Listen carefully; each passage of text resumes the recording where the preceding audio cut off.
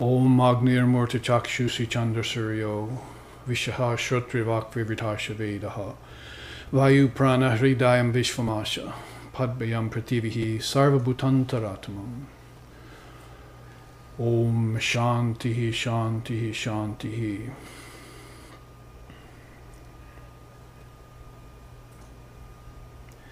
Verily, that one divine being is the indwelling presence in all beings and all things. Fire is its head, the sun and moon its two eyes. The revelation of Scripture is its cosmic mind. Its arms and legs are the four directions. The universe is its heart. The wind is its breath. Music is its voice, and from its feet the earth has originated. Om peace, peace, peace.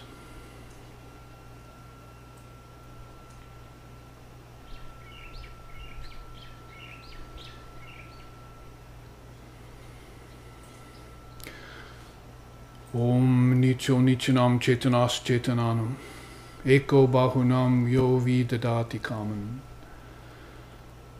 Tamatmastam yenu pashanti diraha, tesham shanti, shashvati netaresham. Om shantihi shantihi shantihi. That one, the eternal amongst all non-eternal things, the intelligence of the most intelligent ones, who though ever one, nevertheless fulfills the desires of the many. The wise ones realize that one is dwelling in their own self. To them belong peace and to none else. Om peace, peace, peace.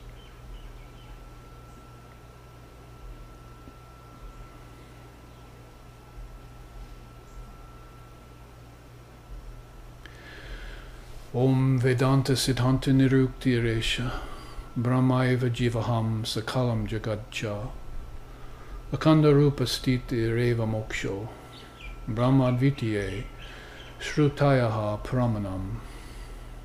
Om Shantihi Shantihi Shantihi.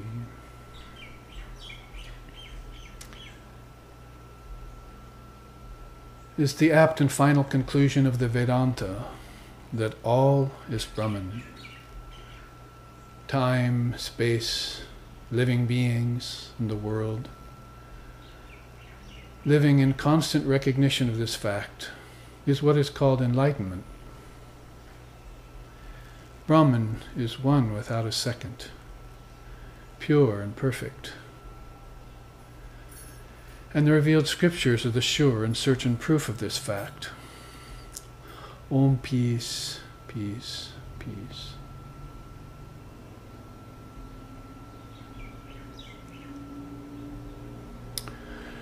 Om Sahana, Om Sahana Vavatu, Sahanau Bhunaktu, Sahaviryam Karvavahai, Tejasvi Navaditamastu Ma Vidveshavahai.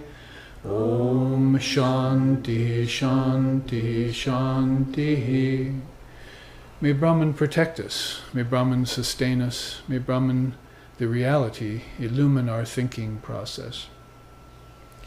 May we not find fault with each other, with the world, or with the teachings. And may what we study be a source of inspiration to us eternally. Om peace, peace, peace. May peace be unto us, and may peace be unto all. Om Hari Om.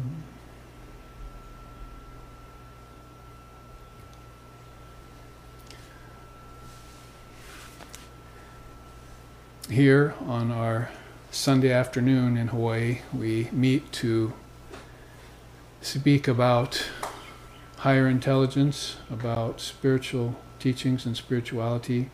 Rather a rare thing to do in this world. We're not prompted in our busy lives to seek out holy company, and in the West it's very difficult to find it. If you've gone to India, which many of you have with me and the SRV Sangha, then you know that it's not that difficult to find holy company. It's just a matter of a loud, noisy, dusty, smoggy cab ride away. And there you are at the foot of some Swami or some Rishi or some great soul who has spent their whole life meditating on divine reality. And the world has taken a back seat. Or as we said this morning in satsang, which was also live streamed, seek thee first the kingdom of heaven, and all else will be added unto thee. So before that habit sets in of placing the world before God, or the cart before the horse, then we must be rescued, or rescue ourselves would be even better, and seek out holy company, sadhu satsanga, and spend time there. Best if we can do it every day, because the once a week to church syndrome never really worked for us that well. We need to find someone who could transmit us the essence of the teachings, which always happens one-on-one or in small groups like this. But the essence of transmission of spirituality happens between one soul and another, and that's called Guru Parampara, or transmission of spirituality. And we get that in the atmosphere of Jnana Yoga, or the yoga of wisdom, or sometimes said the yoga of discriminating wisdom, which allows us to separate the wheat from the chaff, as Christ used to say, or the unreal from the real, as Vedanta says. And if we can manage that considerable feat of consciousness, then our awareness will be purged of its weights. Sort of like Sri Ramakrishna said, if you want to go in a ride in a hot air balloon, you have to throw out the sandbags. The hot air balloon is naturally buoyant, isn't it? So these weights that we've taken on, these sandbags of lust, anger, greed, envy, jealousy, pride, shame, avarice, fear, pride of caste, pride of lineage, grief, shame. Should I go on? These are all your playmates at recess in this world. If you can keep them at a minimum, then life can go on in a dharmic way. That is, dharma, that very hard to define word in Vedanta and in Buddhism, which means the taking of vows and precepts, the hearing of certain dharmic teachings from the Dharmakaya, from the field of teachings. We know there's a whole field of nature out there, matter consisting of earth, water, fire, air, and ether, rearranging all the time in various permutations, called objects. And if we can come to know that all of that external world has come from our internal thinking process, and connect the dots in that way, then we have a first step on our spiritual journey. That is, it's called cosmology. Every race has its various cosmology, and the ancient Indians were no different. That is, those rishis of India had established a very profound cosmology upon which they rested. And they had established it, which is why it's lasted so long. You can still hear the truth in the teachings without the slightest effort. You can find a good teacher. The reason it's lasted so long is they based it on what we're studying over the past 4 classes. That is, this is the 4th class under that subtitle called The Devotion of Non-Separation, or in Sanskrit, Ananya Bhakti. Bhakti being devotion, Ananya being a natural state of non-dual abidance. It's not like you're looking to be one with everything. It's that oneness was from which, the place from which you came. It's a natural abidance. And so if you're taking the Dharmic teachings and you're trying to refine them, sort of like boiling milk down to an essence, getting rid of all the water, or taking the dross out of gold. If you're doing that refinement process called sadhana, then you will one day come upon that natural state of abidance in you. It's been called by various names in different traditions. Buddha called it nirvana. He got it after sitting many days under the bo tree and separating himself from nature. The father of yoga called it kaivalya. Vedanta calls it nirvikalpa. Yoga calls it asampragyata. Zen Buddhism calls it satori. Muslim religion calls it fana. I suppose in the Christian tradition you could say beatific vision. That is some state of oneness. Or definitely, if thine eye be single, you shall know the truth. Or I and my Father are one. No matter where you look in what particular religious tradition, you'll find this natural state of abidance. Non-duality, we're calling it, in this day and age, Advaita Vedanta. Advaita Vedanta. That is a principle whose time has come, brought to us most succinctly and most intensely and most lucidly by Swami Vivekananda when he arrived here on our western shores in 1893 to bring us this great teaching. He said, there's no doubt about it, Advaita Vedanta will be the future religion of humanity. And that's his prophecy. And so as you sit here, you're sitting here basically under the auspices of Swami Vivekananda, because I would not be here teaching it if it wasn't for him. My teacher taught me, and my teacher learned from Holy Mother and Vivekananda and Brahmananda and other great souls who were alive in the 1800s. So the whole thing has been one lineage succession down to this present moment. And interestingly enough, that present moment is an eternal moment, because of that state of all abidingness, which is your true nature. There's no time in it. What to speak of time, there's no space in it. That is, space as we assess it by the atomic particle. There has to be particles and time for evolution, and then space provided for evolution, and so time, space, and cause and effect are all there in the sweep of time. But lo and behold, this pure conscious awareness that is your very nature is timeless, spaceless, causeless, deathless, timeless. I said that already. It's eternal, is another word we borrow for it, or it's all-pervasive. It's a state of all-pervasiveness. If you're all-pervasive, then you don't need to go anywhere. There's no space to which you can go when all of space is in your soul. And there's no time when your soul can come and go there, when all of time is actually in your soul. So this mind holds the concepts of time and space, holds the concepts of air, earth, fire, water, and ether in it. And it doesn't take 4,320,000,000 years to create it. I mean, imagine, you can go into dreaming tonight and you can create a world in a matter of minutes. Yeah? A matter of minutes. It's called your dream state. You create and destroy worlds every time you go into sleep at night, and then go into deep sleep. Waking, dreaming, deep sleep, back to dreaming, and back to waking. In one 12-hour period or 8-hour period, or depending on how long you sleep, because the yogis only will sleep 2 or 3 hours a night,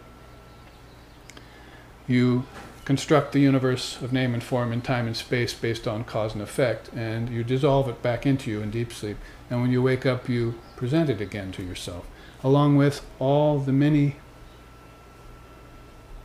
cohorts, your friends, your family, humanity, your ancestors, the celestials, the gods and goddesses, all involved in this projection process, waking, dreaming, and deep sleep.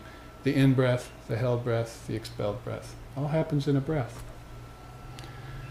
And what happens in the absence of that breath is called kumbhaka, or samadhi, or satori, or nirvana, or sampragata, or nirvikalpa.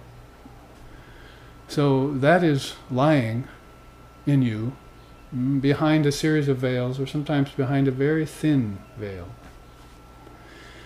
And we've been presenting that truth to you, Advaita Vedanta, under the auspice of what we've called the devotion of non-separation over the last 3 Sundays. The last one Sunday, and then 2 classes that we took before I left on my journey to the West Coast, when we took a month break. And now we're back at it, finishing up this series of class with what's called Ananya Bhakti. So last week we looked at it in terms of various yogas that one practices. So to approach that subject once more, tenderly, gingerly, but in a very lucid way, I'm putting up these 2 very aesthetically pleasing charts in front of you for your consideration. That is, basically here on your left you see this teaching of the fourfold presence of God. The way you would learn it if you took Sri Krishna as your teacher and took the Gita as your Bible, and you began to look into great teachings of that nature, you would see basically what's called Adi Daivata, Adi Baudika, Adi Yatma, and Adi Yagya. This fourfold presence of God. Adi means original or primal, or something that's of an original nature. And those 4 words that you put at it after it mean sacrifice, the original sacrificer, the original seed of nature, the original soul, that is this Purusha, and also the original presence. That's evinced here or symbolized by the soul. Here is this beautiful goddess offering a garland of flowers to the approaching Vishnu. Vishnu is riding on Garuda, the dragon bird. Garuda represents prana, something that's a sort of missing link in our understanding in the West. Basically, prana is that energy by which man does not live alone. Man does not live by bread alone. So basically there's another energy inside of food, and another energy we get by eating food, mukhya prana, and an energy that also carries our thoughts, an energy that carries our soul from birth to death and back to birth again in the fetus. That's prana. That's what Christ was referring to when he said, man does not live by bread alone. Lives by this other energy. It's not an atomic particle, it's a pranic particle. And it can't be seen, so people don't believe in it. Nevertheless, my lips are moving, your ears are hearing, my hand is moving, my arm is lifting by the force of this very subtle energy called prana. You might draw a correlation with it right here in Hawaii by using the word mana. We have a Hawaiian word that it means much the same thing, this subtle energy. And lo and behold, in Sanskrit, manas means mind. It's one of the 4-fold composites of the mind. Thinking, intelligence, ego, that is separateness, the sense of separate self, and dual mind itself. Dual mind's always thinking good and bad, pleasure and pain, life and death, virtue and vice, happiness and sorrow, bondage and liberation. The mind is always brooding on these pairs of opposites. Meditation, if it's successful, succeeds at cutting those dualities away and being in a state of oneness. That's called the peace that passes all understanding. So if you can get into that peace of mind in your meditation, in any given day or any given period of sitting, any given zazen, or any given practice of dissolution of the mind stream, all of its thoughts back into its source, then you can get into a state of non-duality and see your true nature. And that's what has been seen by yogis and rishis and saints and seers and sages and siddhas and any other S word that you can possibly think of to fill in those. saviors, if you want. So basically, she is approaching with a great worship to this great soul, the original soul coming out of the ethers, out of the inner ethers, riding on the back of this great Garuda bird, called which is called prana. So you see, she's the Adidaivaka. She represents our soul, our true nature. He's the Adiyagya. He's taking on the body for sacrifice. He's the great sacrifice. And there you see, on all four sides, up, down, sideways, left and right, in all directions, is the presence of Brahman, Adhyatma. We call that word Atman or Brahman, is our word for divine reality. Yes, you can call it in different ways, in different traditions, but the presence of Brahman, or Allah in the Muslim religion, or Tathagata Garbha in Buddhism, or Buddha nature. There are many words for it in different traditions. That's that presence, all-pervasive presence of reality that cannot be denied. Neither can it be separated out. It's always in a homogeneous state. It's not like air, which you can separate into compartments. See, you just take a jar. Oh, I've got some jar separated from the rest of the air. You see, cap it off. It's more like ether, which cannot be displaced. I can move an object, air will displace, but ether will not. So we think of terms of this all-pervading presence more like ether.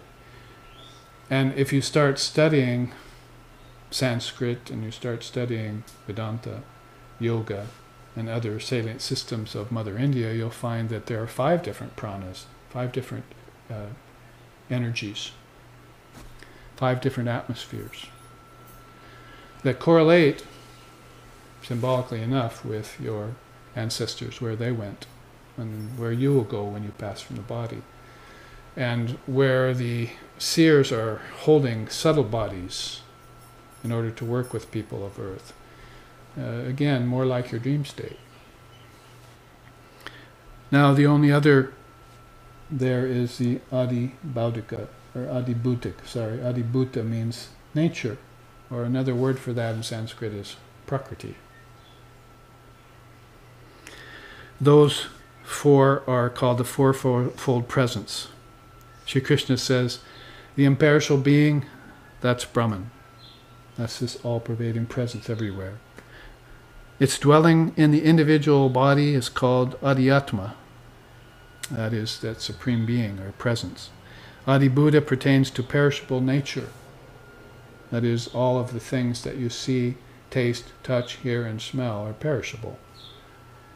Whereas this presence that is the experiencer of seeing, tasting, touching, hearing, and smelling is eternal. He clarifies that more when he says, nobody sees Brahman, nobody sees the great being who comes on the prana, you see, in a conscious way, like the wind is blowing scents from different kinds of flowers to different locations. All of a sudden you catch a scent of plumeria on the air, you see. I think in India they call that frangipani. That is that flower, plumeria. Or you catch a sense of tuberose, you catch a scent of gardenia. So you don't know where that's come from, what location that's come from, and neither do you know how it comes or what's brought it to you. They say the Lord is rather like that. It takes the souls into different bodies and takes them away from bodies all the time, and nobody knows how that's working. That is, nobody knows that energy which brings and which sustains and which takes away, which moves constantly, because they're not aware of it. You have to develop subtle senses in order to be aware of that movement of Brahman. So, in and amongst the vehicles and moving amongst imperishable, moving amongst the perishable nature, Purusha, Prakriti, there is this presence. And he ends up the quote by saying, I alone, Ishvara, am the sole sacrificer. I am the Adiyagya. I am the original sacrifice of all beings. If you were to study about Mother Kali, Divine Mother Kali, she's black, and she has these red streaks running down her forearm, blood. That's the sacrifice that she takes on for her precious spiritual children. She says, like red flowers floating on dark waters, the poet says. He sings. He sings in various ways about this sacrifice. Oftentimes, it's sung in all different traditions in that way. For instance, Shankar Satcham Idam Vratadana Shnana Tapa Bhava Tapa Vinashi Tavaka Shastra Paramrita Chinta Sindhyati Chetasi Nirvriti Dara.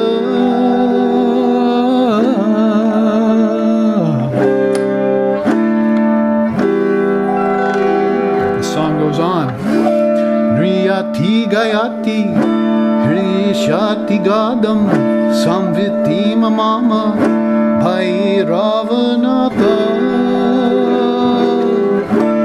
Samvidhi Mama Sudarshamekam Durlabham Manya Jani Samayagya.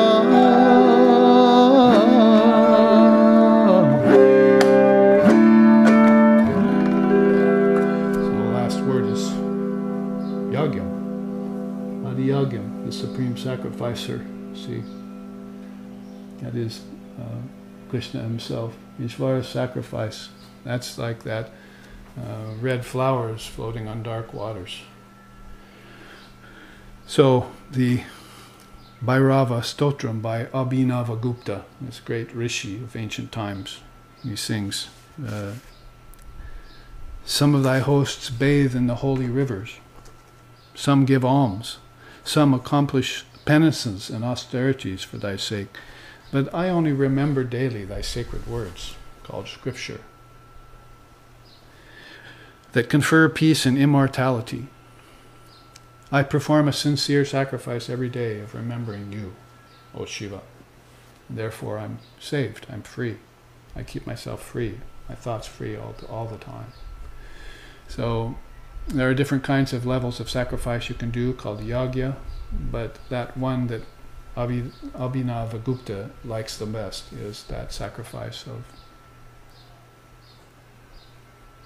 remembering God day to day. Never forgetting. Never forget to remember, as he says. So that is this idea of fourfold presence of God and remembering divine reality in all things. Another way of sacrificing called the 5 offerings, another inset to this chart. So basically actions, consumptions, sacrifices, as we just sang, gifts and austerities.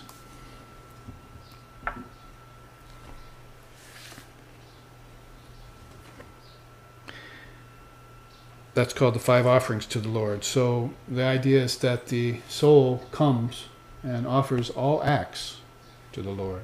That is, it's a conscious effort. Whatever act I do, whatever thoughts go through my mind, whatever words leave my lips, I make sure all of those are conscious offering. Yagya, sacrifice to the Lord. Also, anything I consume. That is, right now you're consuming wisdom. Tonight you'll sit to the dinner table and consume food. When you breathe, you're consuming prana. And breath means pranayama. So you're consuming a kind of subtle energy. So there are different things you're consuming all the time. At different levels: physical, vital, mental, intellectual.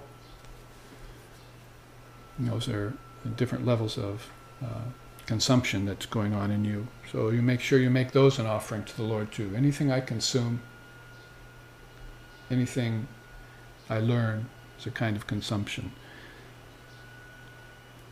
And various sacrifices that I undertake, I also offer those to the Lord. Gifts I make, you see, I make these gifts of, hopefully in the right time, in the right consideration, free of strings attached, as they say. I also make those an offering to the Lord.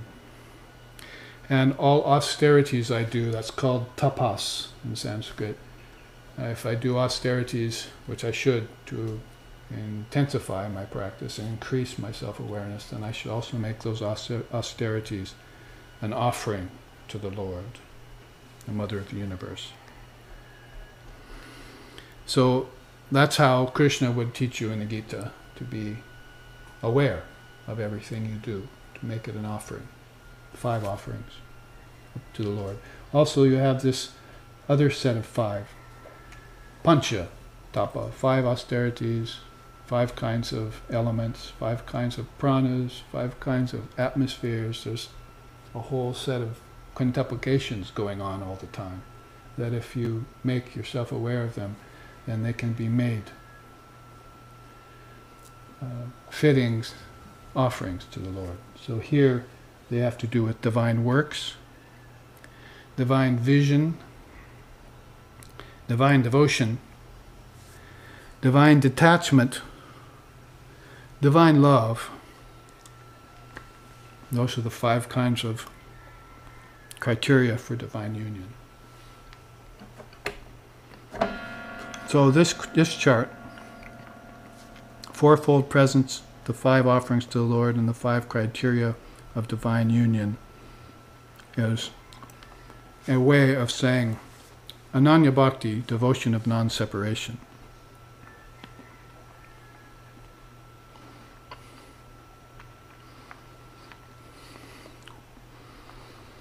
So the soul sings out to the Lord.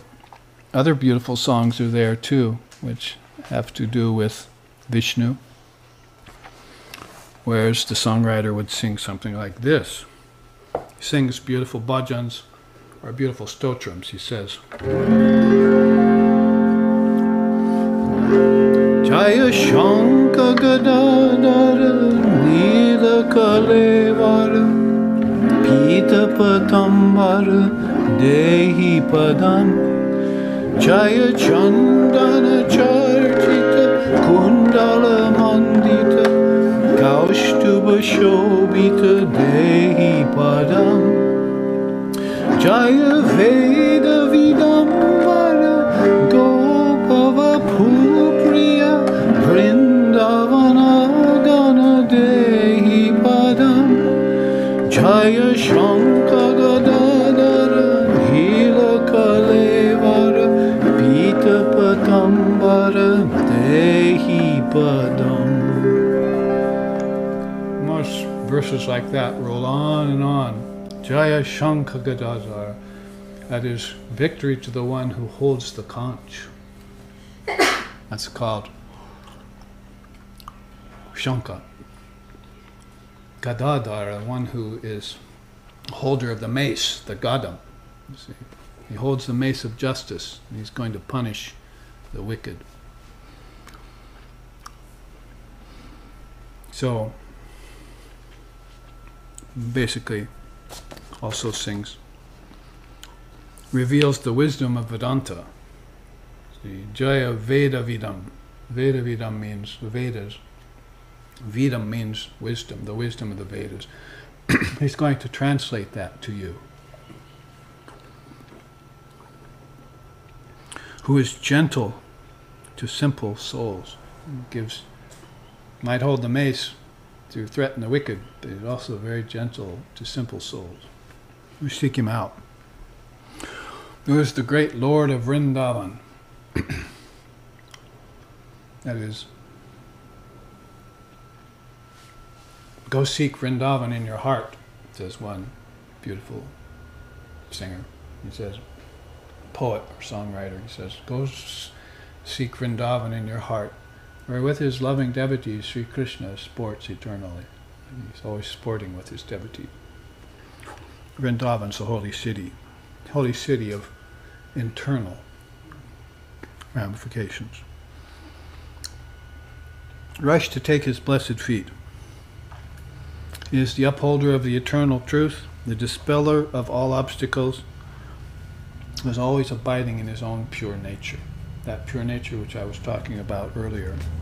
So, you can talk about it in terms of divine philosophy, you can talk about it in terms of cosmology, you can talk about it in terms of bhakti through song, through stotrams, or you can show it on a chart through divine images.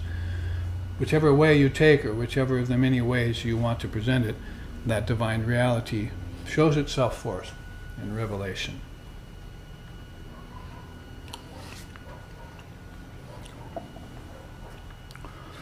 That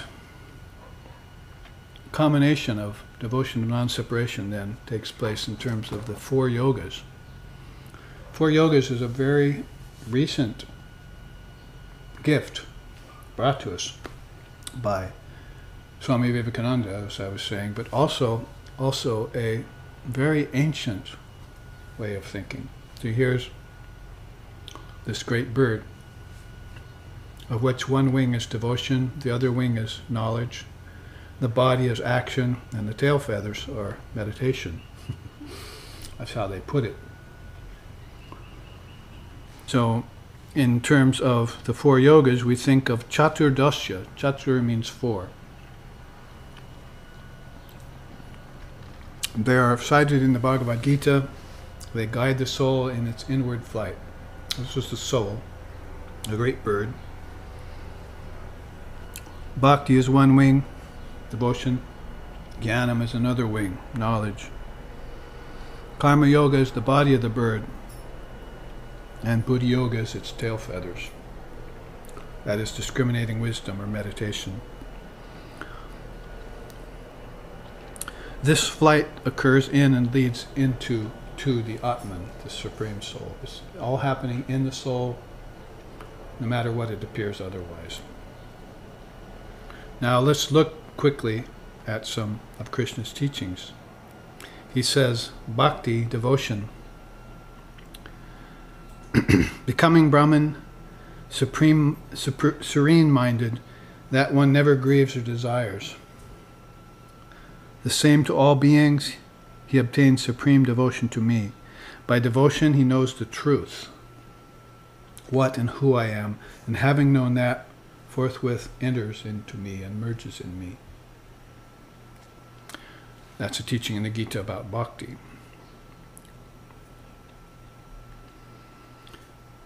Let's look at the other wing of the bird, Jnanam. The quote there, of pure intellect, always abiding in the self, restraining the senses so that you store up energy from the senses instead of expending them. Being free of attachment and aversion, which is one of the great dualities, one of the great deluding dualities, Dvandva Mohina he calls it. Dwelling in solitude, he likes to spend time in quietude and peace. Eating sparsely, that is, eat very little, sleep very little. Subduing body, mind, and speech. Engaging in meditation, like we did this morning at 5 a.m. or 6 a.m. at the ashram. Full of dispassion, free of the sense of I, me, and mine. Established in peace. Peace, you need peace first and foremost. Abandoning the ego, giving up violence, arrogance, desire, enmity, and a desire for wealth and property. All of those, he says, are a part of the Jnana Yoga path, or wisdom. The Karma Yoga path is the path of action. Everyone's doing that. He says, doing continually all actions in me, taking refuge in me, by my grace he reaches the undying eternal abode. That's the path of action. And finally, the path of Buddhi Yoga, meditation. mentally resigning all deeds into me, having me as the highest goal, and resorting to Buddhi Yoga, the yoga of discrimination, or the yoga of concentration, he puts it, do thou ever fix thy mind upon me alone, like the soul is doing in this chart, fix his mind on the Supreme Being.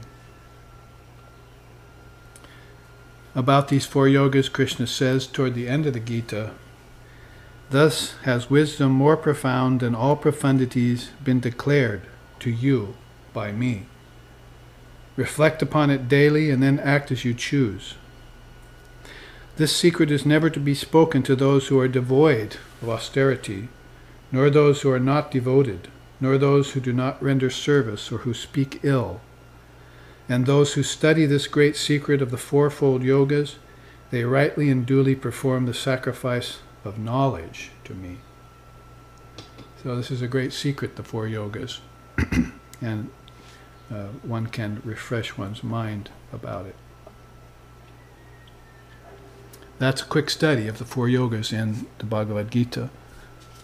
It reminds me of a beautiful teaching that is given about Sri Ramakrishna Paramahamsa. He says, in his song, he says, Hara Brahma, Hara Shakti, Jagad Rupa Rama Krishna, Hara Brahma, Hara Shakti, Jagad Rupa Rama Krishna.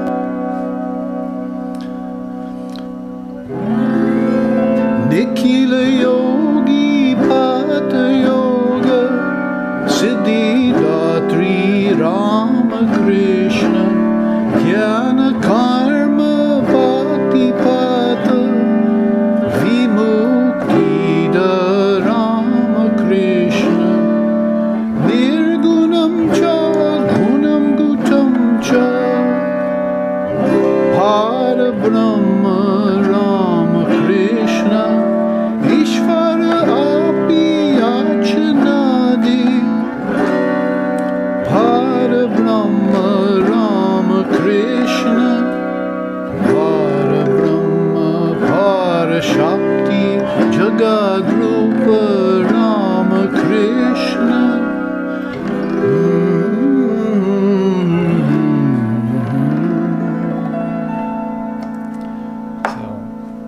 Basically, what he's saying there is Ramakrishna is the one who has blended the 4 yogas into one path.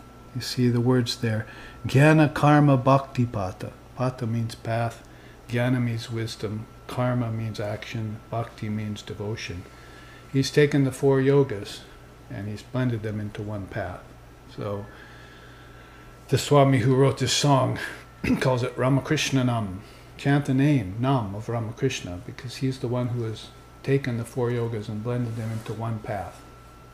So now you can understand what the devotion of non-separation is all about. It's blending, it's integrating, it's synthesizing. It's taking them and blending things like the 4 yogas into one path, or doing the 5 offerings in a state of non-duality, or the 5 criterion for divine union. See, another word for it, union. Anything that happens to synthesize or bring together into one, into the original state of oneness, that is what the soul wants to do in order to reach Advaita, or non-duality. So there we've looked at 2 great charts that have to do with the devotion of non-separation. Let's move on to this chart about the meditation on the goddess, because that's a great teaching.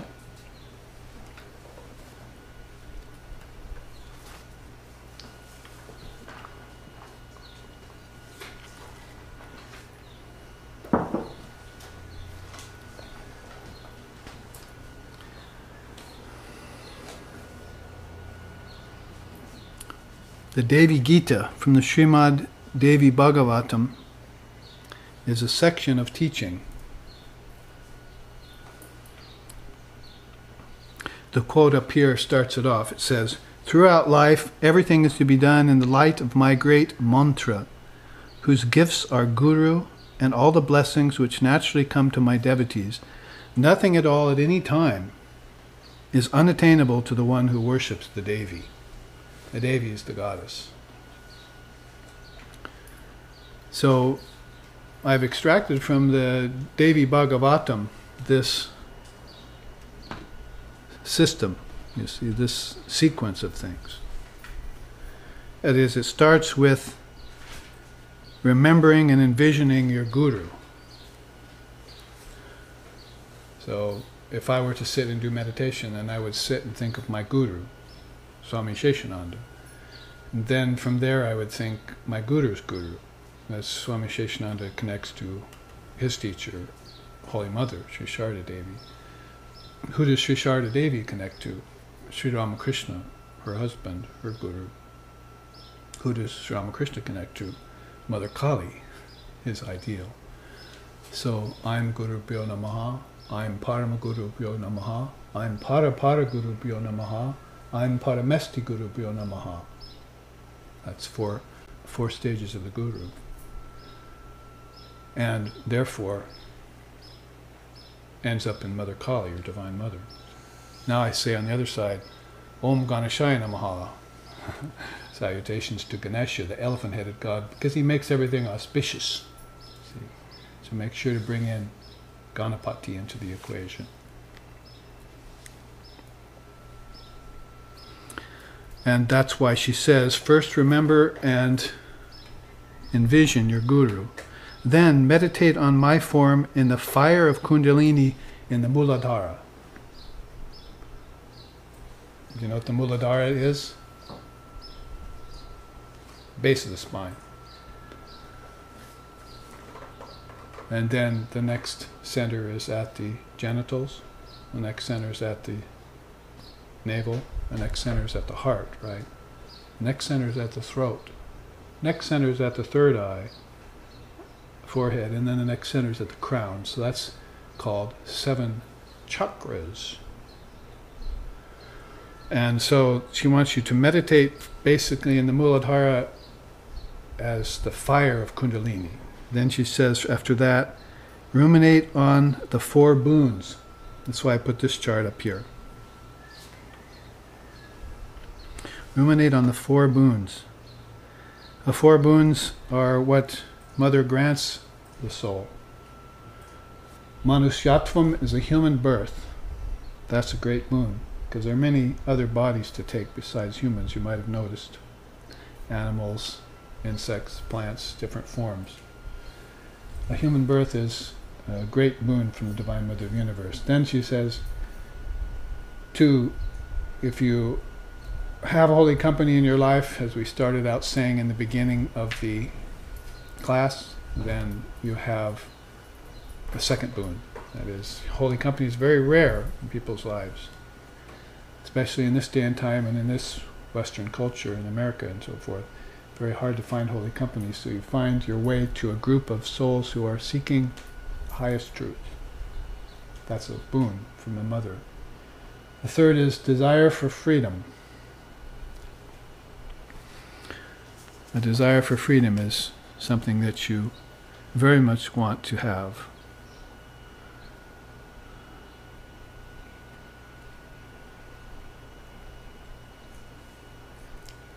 And then a pure mind, chit shuddhi, is the 4th. So she says, basically these are in the tradition, in the scriptures. There are 3 boons: human birth, holy company, and desire for freedom. But she said, those could not take you all the way to the goal unless you have a desire for pure mind. If you get a pure mind, if you get chit shuddhi, pure mind will be something that is very helpful inside of those 3. So that's why she wants you to ruminate on the 4 boons. Ruminate means to meditate on them. Meditate on these 4 great things. After that, she wants you to meditate on the 5 seats, all situated under her lotus feet. That's why I put these here. Brahma, Vishnu, and Shiva is the Trinity. Add to that Ishvara or Avatara and Sadashiva, the four-faced Shiva, you have what's called the 5 seats of the Devi. So you meditate then on the 4 ways in which Divine Mother comes to you, like the Trinity. And this way is another quintuplication that you find is very helpful.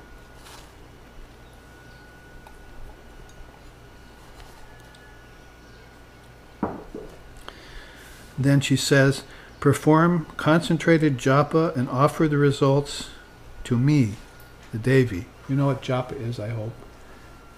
It's, if you have your mala or your rosary, that's japa. You're doing repetitions of the name of the Lord, aren't you? Or the name of the Mother in this case. So she wants you to do concentrated japa and offer the results to her. Then perform puja for me with devotion and with all sacred offerings. So the idea of doing sacred worship is there, not only to her, but to the deities of all my sacred mandala. I mean, that's why I brought a chart along with me like this.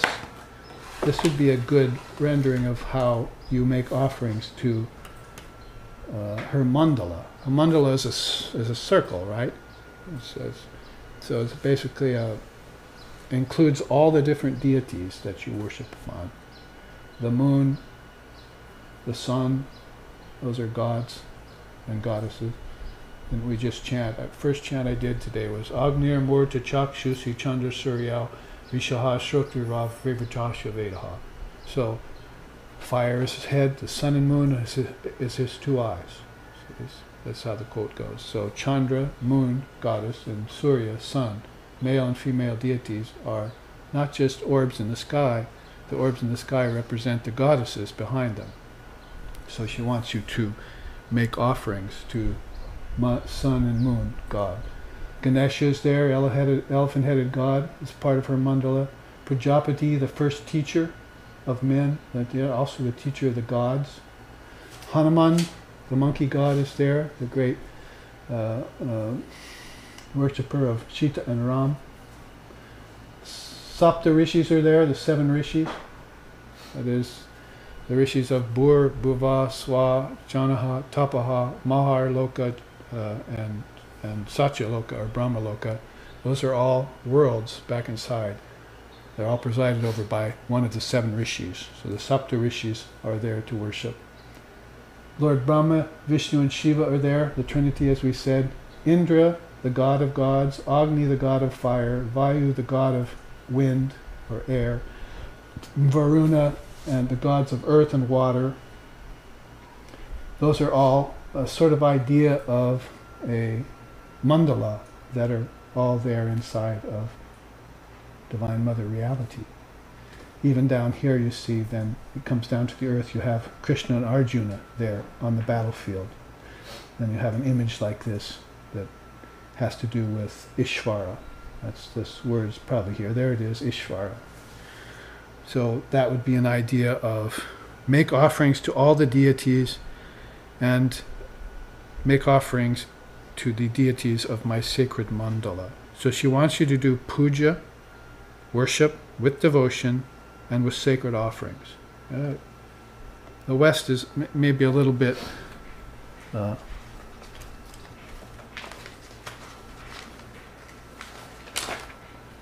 clueless about that. They basically, there have been even great stotrams written. This is called the worship of my mind, the worship that goes on in my mind, Manasa Puja. Atmatvam giri jamati sahachara pranaha sariram griham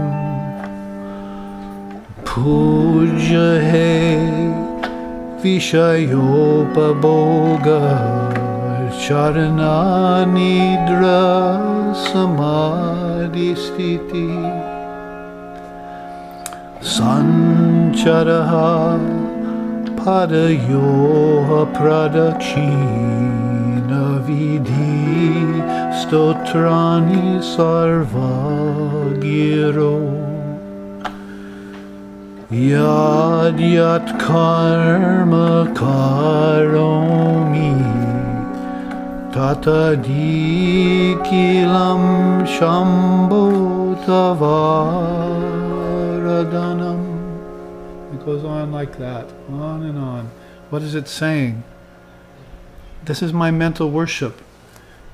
In my mind I construct a huge canopy and in order to shade you from the day's heat.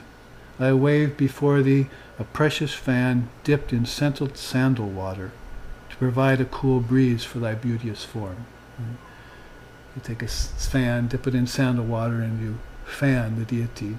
You fan the Lord. So it has both this cool breeze and this wonderful scent. Now let the dancers come. Let the musicians and the drums sound for your delight.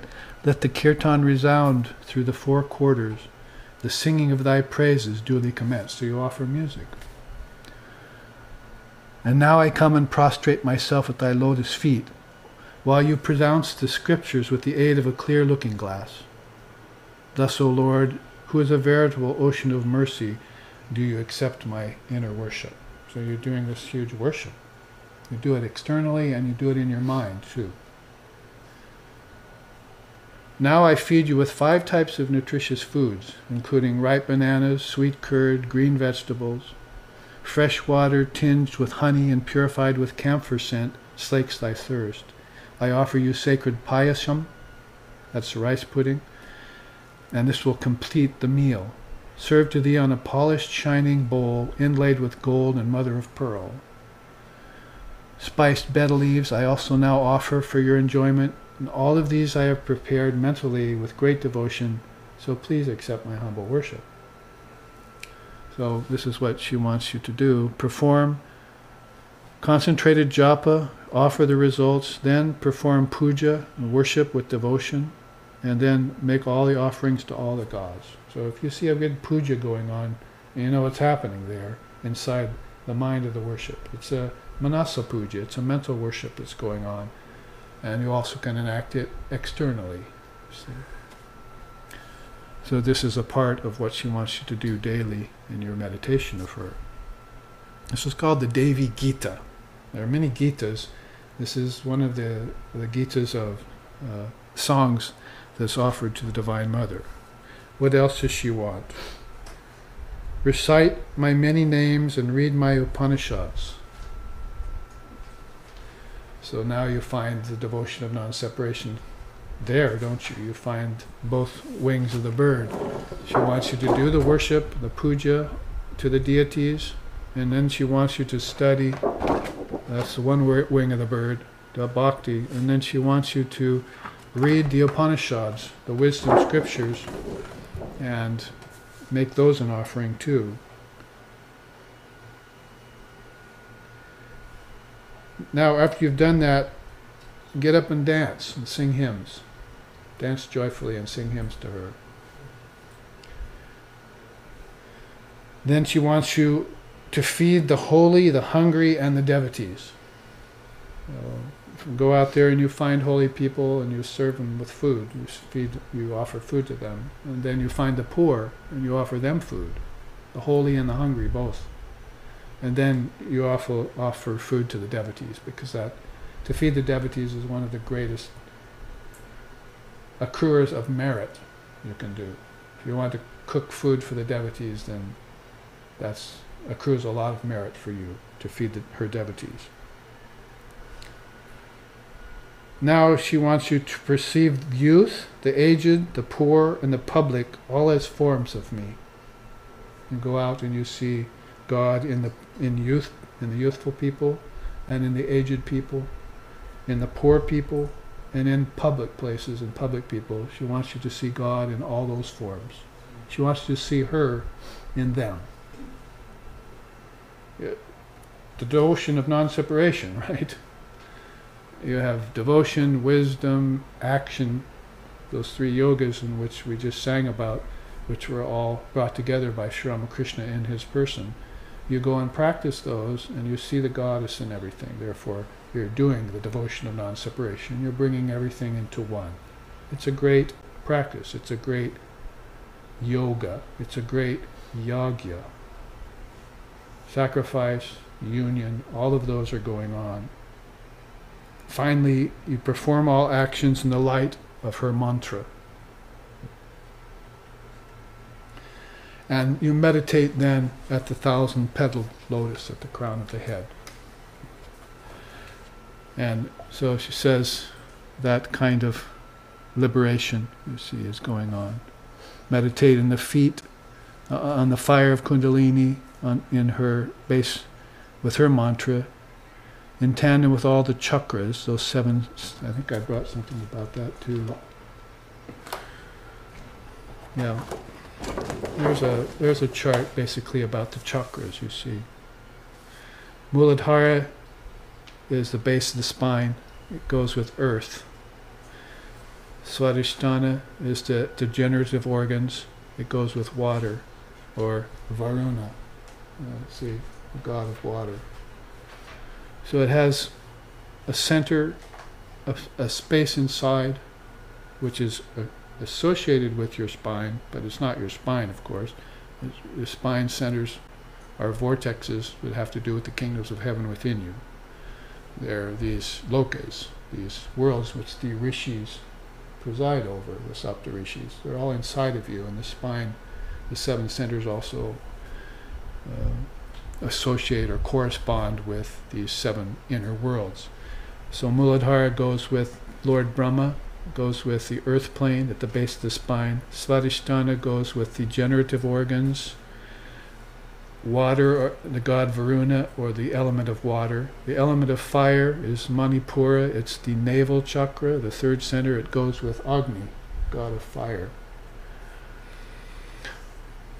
Anahata is next at the heart. It has Isha, or one of those chosen ideal, that is Ishtam. It goes with air. Vishuddha is the throat chakra, has ether, and it has Sadashiva, one of those seats of the goddess, you see, as its deity. They're all making these connections, you see. It's where she likes to be, and the heart and throat centers is where she likes to be.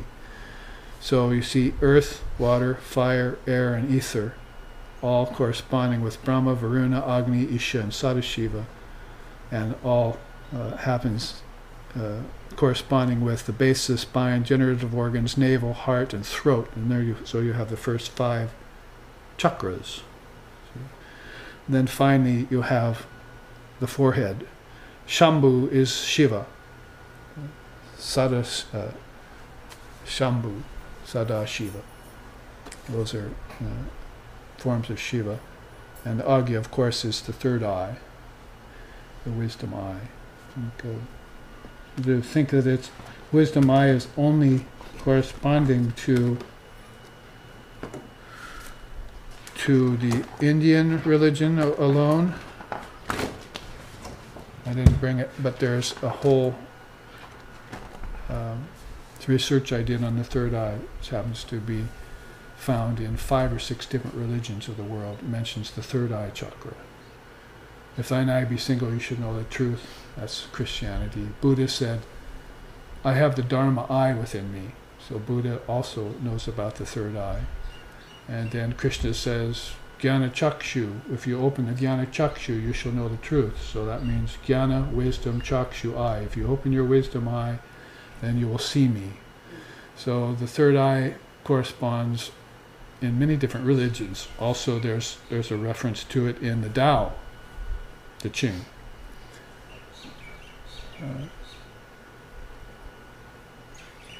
It happens to, and there it's called the Golden Gateway, the Golden Gateway. That is, a man has 2 eyes, and another man's walking beside him has 2 eyes, and his friend has 2 eyes, but where's the real eye? It's in the forehead. So a reference to there in Taoism. So in 4 or 5 different religions, there's reference to the third eye, not just in Indian religion. You see these images with the third eye open all the time. You see these pictures of Shiva with a third eye or Kali with a third eye. But it's there in all religions. So this idea of the 7 chakras or 7 paradises or 7 lands within you is universal and is common amongst many of the religions. All the religions know about it. Sahasrara, of course, there she is, Parashakti, whom we're talking about here, the Divine Mother. She presides over that highest crown chakra. That's where she likes to unite with Shiva. She moves to the Sahasrara, the crown of the head, or where there is 1,000 petals. Here there were 2 petals at the forehead, 16 at the throat, 12 at the heart, 10 at the navel, 6 at the genital organs, and 4 at the base of the spine. Petals means, and sometimes you see them, I don't think I have a representation here, but there are these diagrams or mandalas and mudras that go with these various 4-petaled, 6-petaled, 8-petaled, 1,000-petaled lotuses. The petals really mean how many worlds are there, how many regions are there inside of that. So you can see how many regions there are at the crown, associated with the crown of the head. 1,000-petaled lotus means there are just an infinite amount of inner subtle regions where souls sport in consciousness. So it's a very, of course, esoteric system, but also not that hard to make connections with if you look into it and study upon it. So basically that all comes out of this Devi Gita. I took it and I made a new translation of it. If we have time, I can read a little bit from it before we take our break. It's very beautiful. I'll just give you a taste of it. Rise up, my noble child. She's talking to you.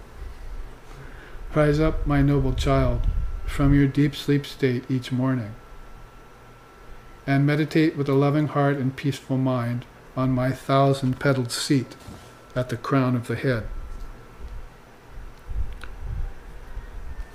At this auspicious time, think fondly of your Guru.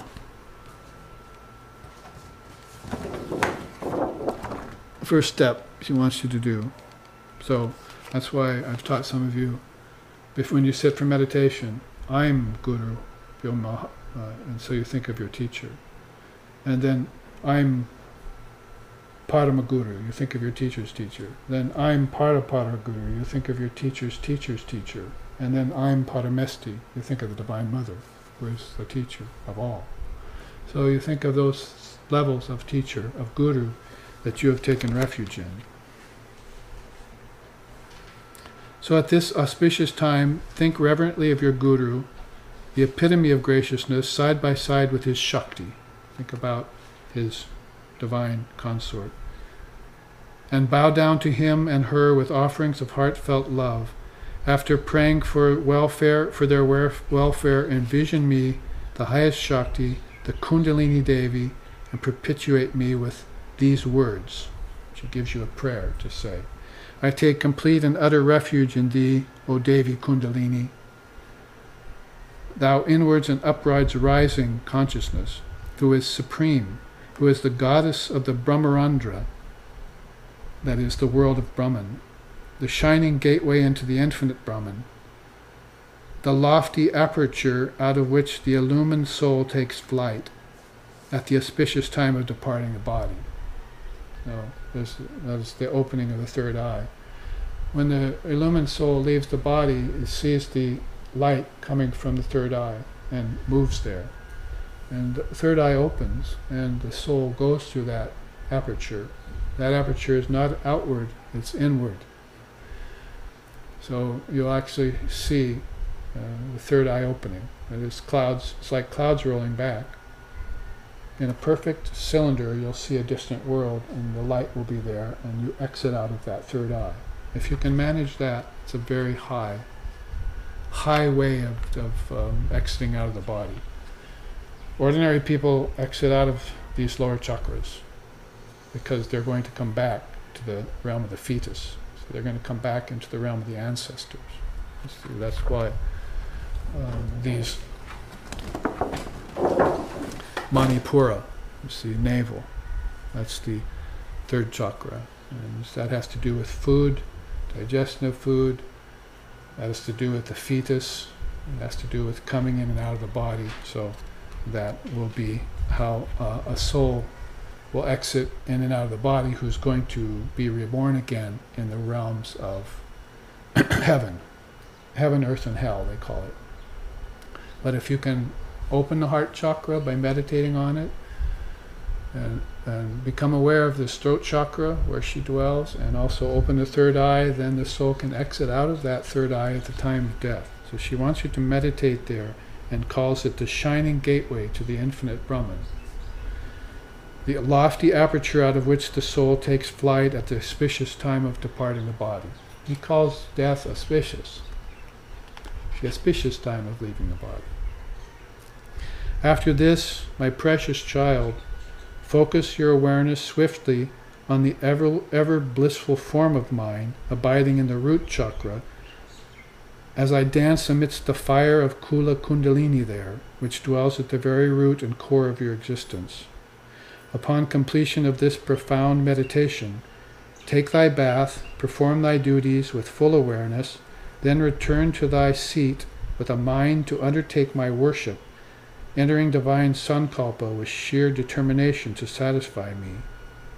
Take up the 5 great elements, earth, water, fire, air, and earth, and ether, and render them pure for my puja, performing lovingly the sacred mudras, mantras, and yasas which were taught to you by your guru. Enter the peace sublime. Recall me with divine memory, repeat my mantra, and let it percolate in your heart in divine order with all its matras. That's basically, she's taking you through this whole process. You're now meditating on her chakras, and then you're meditating on the mantra, right? With all its matras. Matras means parts. Om consists of 3 matras, A, U, and M. So you meditate on A, U, and M. A means your waking state, U means your dreaming state, M means your deep sleep state. So she wants you to meditate on those after you've become peacefully situated in your asana. This is your asana, sitting cross-legged like this. If you sit cross-legged, immediately the Muladhara is spread open. You see, so that this tripod stance opens up Kula Kundalini, opens up that root chakra, and consciousness energy can now begin to come up to these higher chakras. So meditating in this stance is a very auspicious way.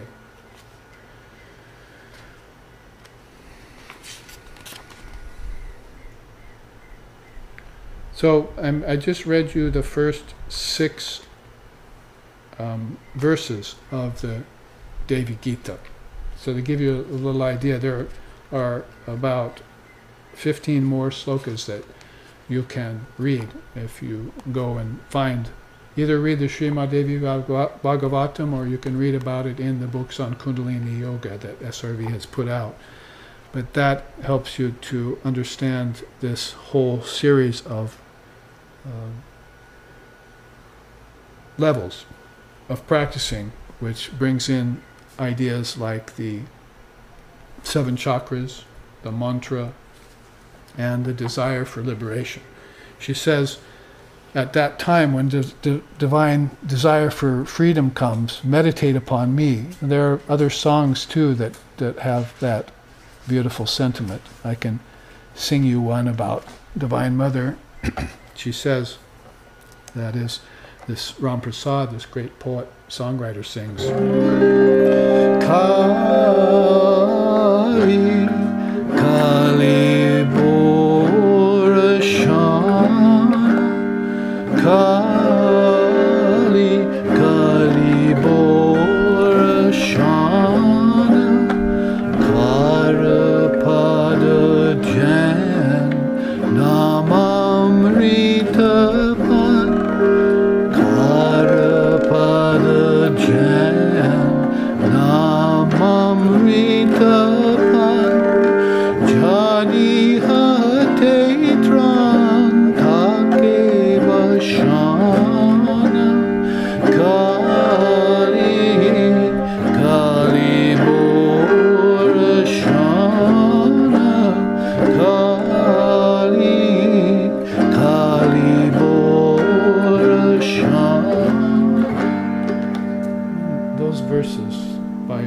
Prasad say it very nicely. He says, the ebb and flow of time passes unnoticed, while life's experiences are spent in vain.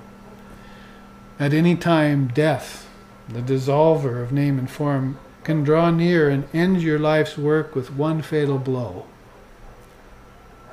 It is time to heed the mother's minstrel, who sings solemnly that repeating Kali's name destroys the illusion of death. You can attain eternal life by repeating Mother's name and meditating upon her.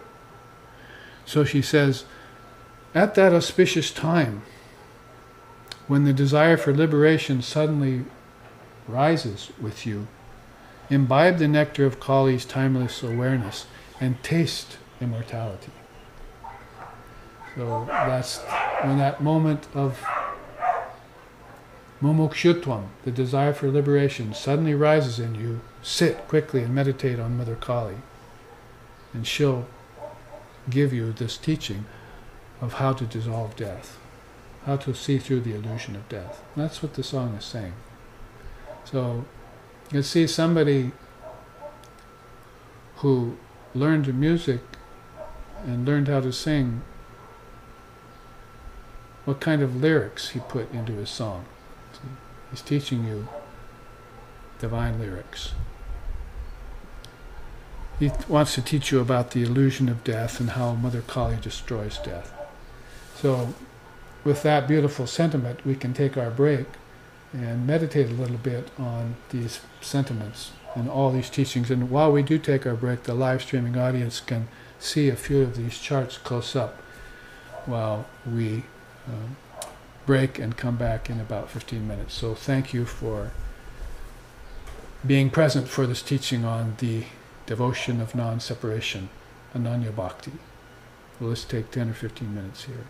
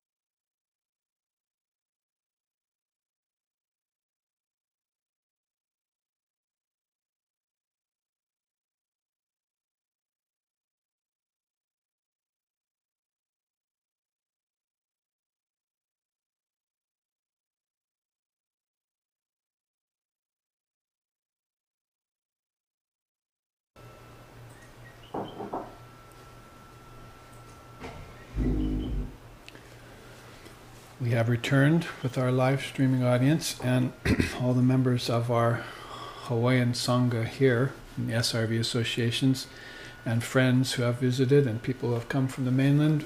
We have a nice amalgam of souls that we have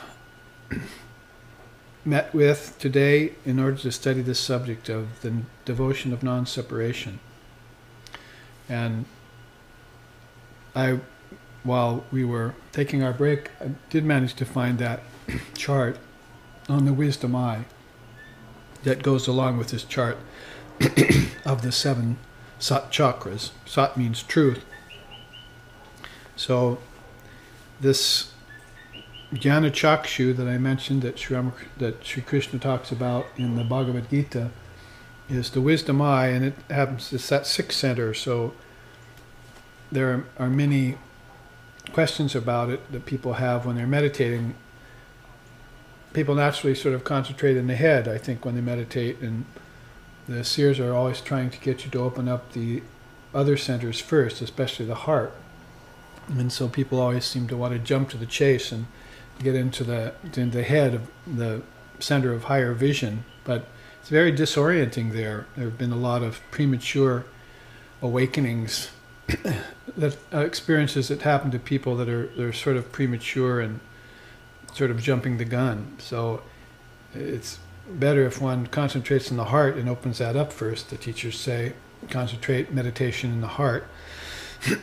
And then when the time comes, the natural ascent of the attention of the mind will open up, and a person will arise to these higher centers in a sort of spontaneous fashion. But you have to set the ground first. So with those instructions on meditation, it would be good to have some advance notice of what that wisdom eye consists of. Shankara has a beautiful quote here at the beginning, at the top. I'll read it to you. The world is nothing but Brahman. Of course, Brahman, again, our name for reality in Vedanta. Because Brahman is the only reality. See this always with your spiritual eye, and with an unruffled mind in all circumstances. For what is there to be seen here by the eye other than the mere objects of the senses? In like manner, to that one who knows Brahman, what is there to be seen at all, wherever the intellect may play, except divine reality? So, the two eyes that are open, always seeing two or always experiencing two, but that third eye, when it's open, has this advantage of affording higher awareness to the seeking soul, to the aspiring soul, as is mentioned here by Sri Ramakrishna. He says, the eyes are in the center of the forehead, but their gaze is always fixed on the 3 lower centers where eating, drinking, and sex life are enjoyed. So if a person hasn't awakened to higher reality, then they haven't really awakened their heart center yet. And so that's why they want you to meditate in the heart center, where devotion and love and as we were talking about in terms of the 2 wings of the bird, that bhakti yoga is beginning to flourish. And then with that set, then these higher centers can begin to, you can gain access to them. Now, some of the teachings, before we look at the actual references to the Eye of Wisdom in different traditions, and see some of the teachings on either side of this, these sets of 3s, that is, the eyes see and utilize the gross senses. That is, this third eye, when it's under control, will affect all the other senses, like smelling, tasting, seeing, feeling, and hearing. By the way, those go along with, smelling goes with earth, and tasting goes with water, and seeing goes with fire, and feeling goes with air, and hearing goes with ether. So the 5 elements and the 5 senses have a direct correlation. And if you make those connections in your meditation, then you have a ground, a good ground for spiritual life. If you leave them all disconnected, sort of like leaving the A, U, and M, or your waking, dreaming, and deep sleep disconnected, then it's called ignorance in this tradition. So they want you to always be connecting, which is why the subject of the devotion of non-separation, Ananya Bhakti, is a good one for concentrating on. That we want to be integrating these things all the time, seeing their internal connections. It's only if we've fallen into disparity or we've fallen away from this wisdom that we need to make the connections. Otherwise, the connections are always obvious to the illumined soul, to the yogi. They're living in that kind of connection. That's why they're so often in peace and bliss, and higher wisdom is just common to them, natural to them. But if these are all left disconnected, then you have pretty soon what's called a fragmented life, or a scattered mind, vikshipta, or kshipta mind. The father of yoga calls it scattered mind. Now this third eye also has control, if it's awakened, over the subtle senses. So here's where you have another connection of fives: odor, flavor, visibility, tangibility, and audibility. You can see that odor goes with smelling, flavor with tasting, visibility with seeing, tangibility with feeling, and audibility with hearing. So now you have 15 connections. It's 3 sets of fives that you've connected, and you're beginning to know not only the meaning of the manifestation, of Divine Mother's manifestation, which she was asking you to meditate upon, to comprehend divine reality and everything that's going on in it. You have that, but you also have this connection leading towards what the Tantricists call Shristi Rahasya, the secret of creation. To them, the secret of creation is all based in vibration. And that vibration has a very, very subtle origin that you haven't gotten to yet when you're still making these connections. But you can see here, it also utilizes causal senses. What they're saying here is you have 3 sets of senses and 3 bodies, but you don't know usually about 2 of them. You only know about your physical body and your physical 5 senses, but you don't know that you have 5 subtle senses and a subtle body, and you have 5 causal senses and a causal body. So they're beginning to reveal all of this inner periphery, this inner environment, these inner atmospheres that we've been calling by terms like lokas or akashas or kingdoms of heaven within you, however you want to say it. They're beginning to reveal what these actually consist of, instead of just leaving it sort of too general so that you can't really meditate on it. Oh, I accept the kingdoms of heaven within me, but I don't really know what they are. I don't know what they consist of. But they consist of very subtle things, and they even get very causal. They get back to an original cause of the thing.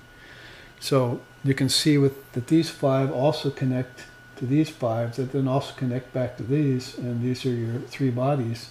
These are the senses of your 3 bodies, all under the control of this 1/3 eye. When it's opened, then these get connected and you are aware of your 3 bodies. If this eye isn't open, then most likely you haven't made these connections yet, and you're only aware of 1 body, a waking body or a physical body. So when we were reading in here, and she was saying about that aperture that opens and how the soul makes a great exit from that into bliss, that would be the result of somebody, of a soul who had connected all of these things and was in complete knowledge about their 3 bodies. The 3 bodies which Shankara would call the non-self. All 3 bodies put together are the non-self, but the 3rd eye would represent more that Atman, or that seer, that overseer, or that witness. Sometimes they call it witness, or the great observer. And that's really how I and my Father are one comes into being, the understanding of that. Here it would be that the jiva becomes one with with Shiva, or the devotee becomes one with the Divine Mother by opening that third eye. And then oneness is a matter at hand, and it's not something that you have to wait for. It just happens spontaneously. So you can see here that solidity goes with odor, that goes with smelling, and liquidity goes with flavor, goes with tasting, and luminosity goes with visibility, goes with seeing, and homogeneity goes with tangibility, goes with feeling, and all pervasiveness goes with audibility and hearing. So these all have very integral connections that, once meditated upon, you know the AUM of Om, basically.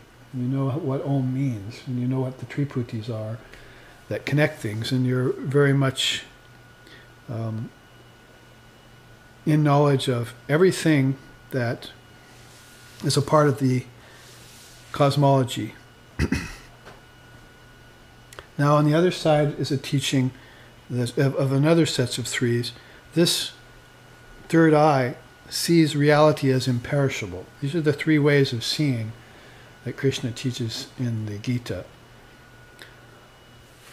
Avinashantam is seeing reality as imperishable. That is, the seer knows that Brahman is birthless and deathless, and also knows that the soul is birthless and deathless. That's why he sings. Namrichor Nashanka Nami Jati Beda Pita Naiva Me Naiva Mata Majanmaha Chirananda Rupaha Shivoham Shivoham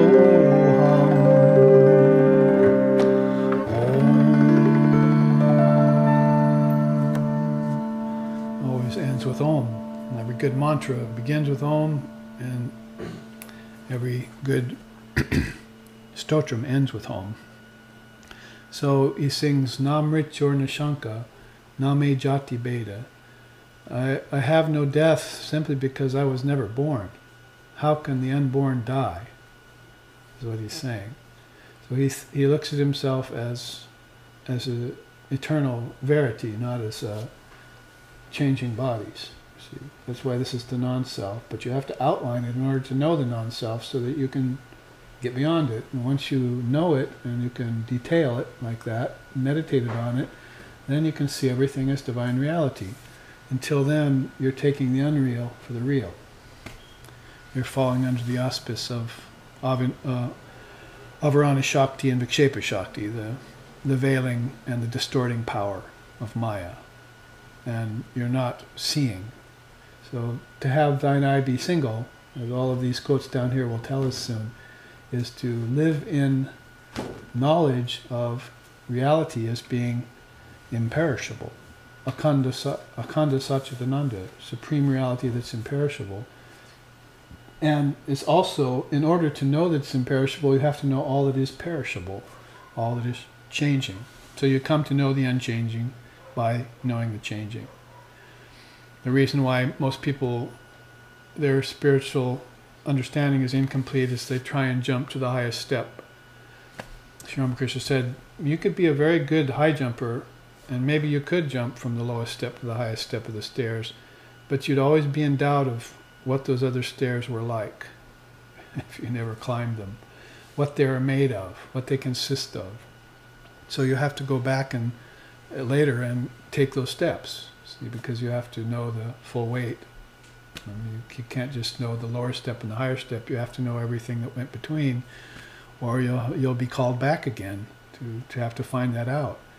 So that step-by-step progress that you make spiritually is very important. And that's why both Vedanta and Tantra, in their own ways, practice the devotion of non-separation. They as Ramakrishna put it, I want to know the full weight of the fruit. I'm going to weigh the flesh, yes, but I'm also going to weigh the stem, the seeds, the core, and everything else in it in order to get the full weight of the fruit. So we're not just interested in the flesh and the essence in Vedanta.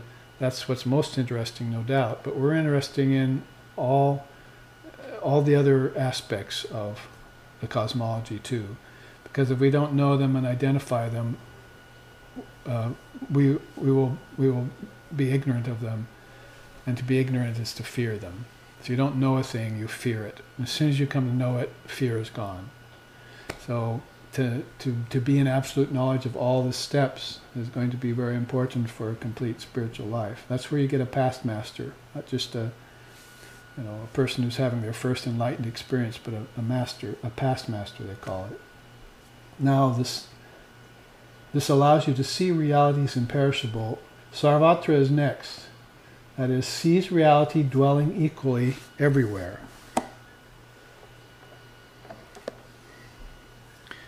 So it sees reality as imperishable, this third eye, or the soul that has opened the third eye. It also sees reality dwelling equally everywhere. We were talking about that this morning at satsang, that the Atman exists in everyone equally, in quantity and in quality. That is, the fool and the wise man both have the Atman in them in the same degree. There's no difference whatsoever. The only difference is in the realization of in the degree of realization of that Atman. So some have realized it, some haven't. Shravanayapi buhubir na labhyaha shrinvato pi bahavo yam navijuhu. Some have heard of the self, some have never heard of it. Others have heard of it, but they fail to comprehend it.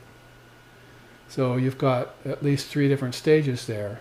People who are absolutely oblivious that they have a soul, that's conscious, that is not nature, but is actually spiritual, purely spiritual. Some have heard of it, but they haven't been able to uncover it yet. That is, they haven't risen here, and probably maybe even haven't risen here yet. Or they've just had their first awakenings to the heart chakra, and they're still falling down into lower chakras. And they can't hold a standard yet. They can't hold a default zone. So the seers want you to meditate in the heart, bring it up there, bring the energy up there, meditate there, create a platform that you can always call your default zone, that you'll never fall below that. So if you can do that, then pretty soon you will have that kind of equal vision. You see, sama vatistam. It says there. Yeah, sama vatistam, equal-sidedness, equal vision. Krishna, same-sidedness. Krishna talks about it in the Gita quite a bit, and it's also mentioned by the Buddha in his teachings in the Dhammapada. Equal-sidedness, equal vision. Everywhere. Sarvatra means everywhere. So you have that same-sidedness about God existing in everywhere, just like she was telling you about, you must see me everywhere, right? You must see me in the youth, in the aged, in the poor, in the public people. You must feed them, feed the hungry, and feed the devotees. All your acts must be done, or you must attempt to do all of your acts in that same-sided vision. And that would be a very, very high level of consciousness to attain if you can do that and not fall out. Example we used this morning is that light shines on a rock very poorly, light shines on a leaf better, light shines on a lake better still, but light shines on a mirror best of all. So those are 4 levels of being. The light is the Atman in all of them, but some of them the rock isn't able to reflect that light very much. So the rock would be your plant, your insect, can't reflect very much light, and the leaf would be the animal, and the lake would be the human being, and the mirror would be the seer, or the sage, the realized soul. So same light reflecting in all of them, but some can't manifest it or haven't realized it, therefore can't shine it to the same degree that others can. Nevertheless, it's there in everything, and needs to be brought out and manifested. Now the 3rd level of this teaching is called Prakriti Karma Kriyamanani. That is, this 3rd eye sees that nature performs all action while the soul remains actionless. the way Krishna puts that in the Gita is, I do not create the fruits of action or the modes of action for human beings. Nature does all that.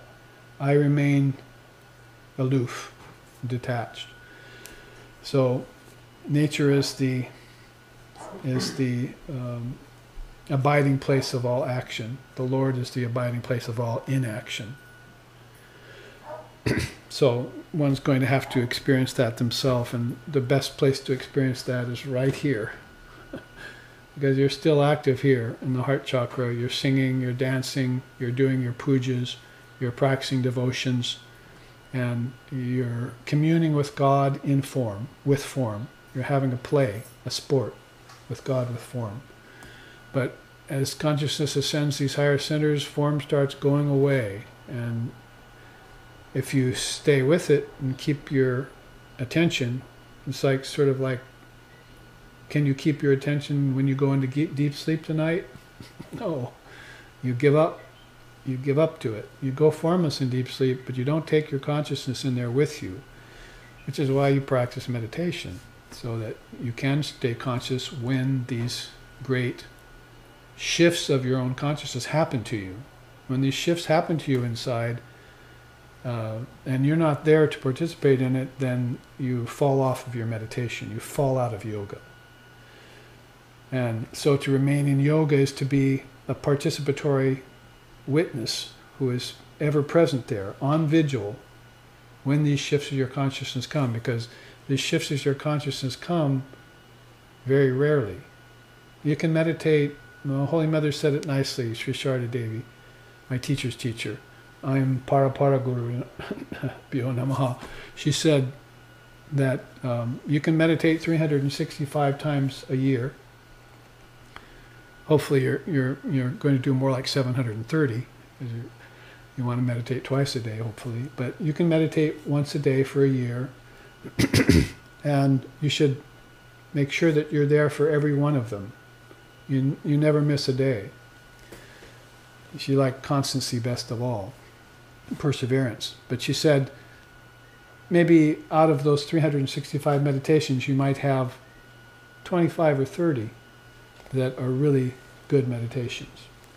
That there is this one of these shifts of consciousness taking place in you. That's how you have to be on vigil, watching your own consciousness all the time for signs of that shifting.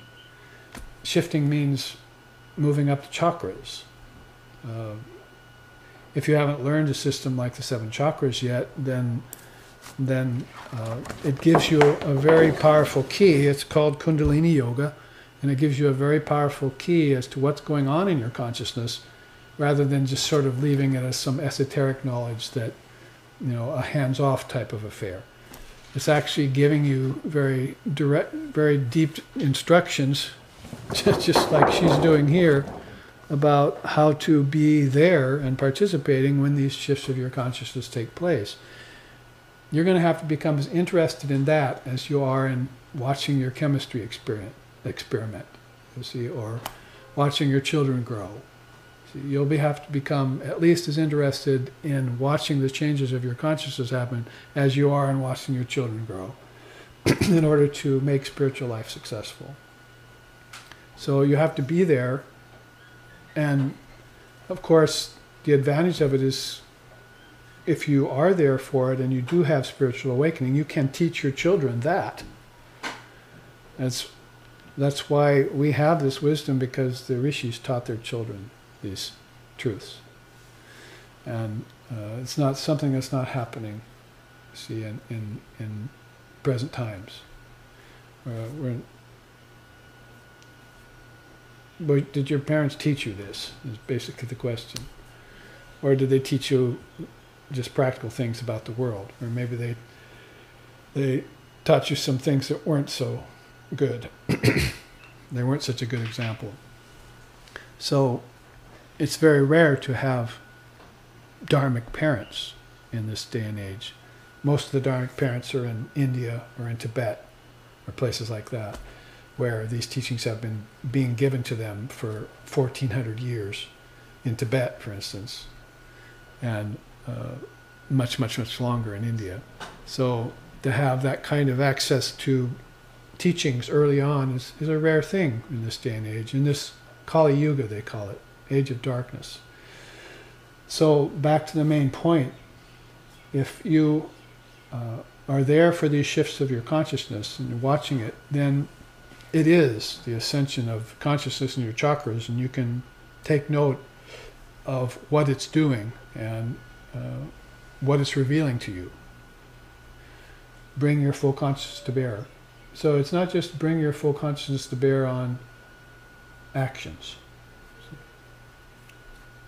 but it's bring your full consciousness to bear on the mantra, its meaning, the chakras, and so forth and so on, if you want to become a student of or an adept at spiritual life. It's going to require that of you, that kind of commitment.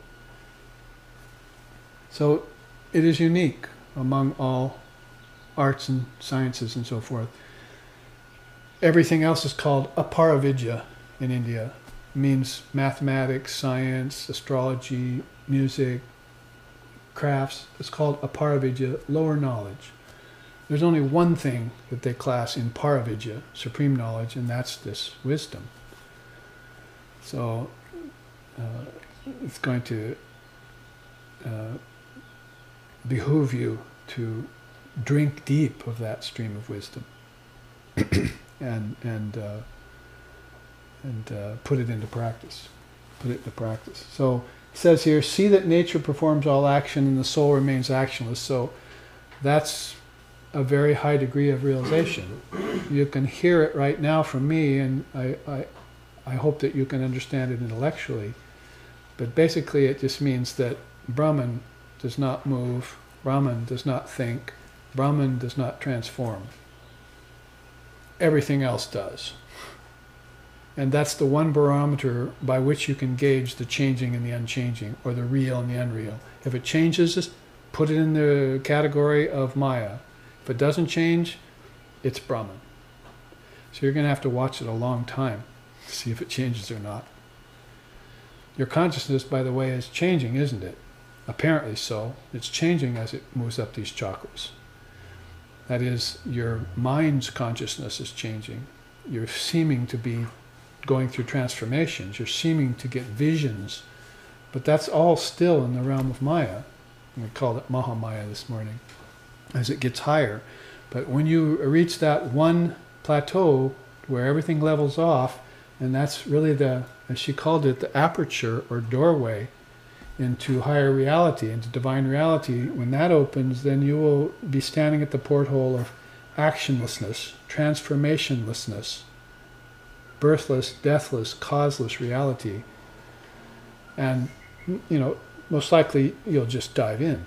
A hailstone is falling to the ocean. It has nowhere to go but to dissolve, as Shankara put it, see, in one of his beautiful scriptures. He says, that great ocean of Brahman, replete with the nectar-light swell of the Atman, into which my mind fell like a hailstone into an ocean, and rendered me completely blissful, formless and blissful. So he had the experience of Nirvikalpa Samadhi when he was in his teens. This was a man who only lived 32 years. He was teaching graybeards when he was in his teens. So Shankara was one of the great Amsa avatars of India. Much like Vivekananda, only lived to 39 years old. And so they pack a lot into a very short time, and they don't hang out in the body for very long. They'd come, give their message, and they're gone. Right out of that aperture, most likely, or here, you see. So a good teaching on the three bodies with the 15 senses, 5 each, and a good teaching of how, when realization is gained and this eye opens, what you actually see or what happens to you, what realizations you get. The 3 ways of seeing, spiritually speaking. There are many ways of seeing non-spiritually speaking. There are many ways of seeing philosophically speaking and cosmologically speaking and intellectually speaking and mentally speaking. And in nature, there are many low-grade mantras. How's the weather? How are you? How did that make you feel? There are many low-grade mantras, but here you have really 3 prime ways of seeing, very well defined when the third eye is open. Now, here's some of the references I found about the third eye in different religious traditions. Christianity says, Jesus, that is, if thine eye be single, thou shalt know the truth. Many of us have heard that saying. In Hinduism, Sri Krishna says, they who perceive with the eye of wisdom, they truly see. Devoting themselves to wisdom, they are neither born at the time of creation, nor are they disturbed at the time of dissolution. But the deluded do not see me as I depart, stay, and enjoy. Only they truly see who possess the inner eye of wisdom, the Jnana Chakshu. I think one of the more informative parts of that sloka is that he says that when you reach that level of realization that you're neither born at the time of creation nor are you disturbed at the time of dissolution. So back to the stotram I just sang, Na mrityur na shanka, I have no death because I never had a birth. These are those beings who are living at the level of ajativada, the path of those who know that they're birthless and deathless. And they know this even when they're in the body. So they're not really being born at all. They're just taking a body on from a different standpoint. To them, the body is an overlay 3 times. And they've already come through that to take on the physical body. They had to come through the causal body, into the subtle body, and into the gross body. And just like you're coming out of Turiya into deep sleep, and out of deep sleep into dreaming, and dreaming into waking, it seems to you like you're coming into these different levels of consciousness, and you're forgetting so much as you go through them. But they're not forgetting at all. They're coming from the highest state and taking on the body as a assumption. They're assuming a form. And they're only going to associate with it. They're never going to identify with it.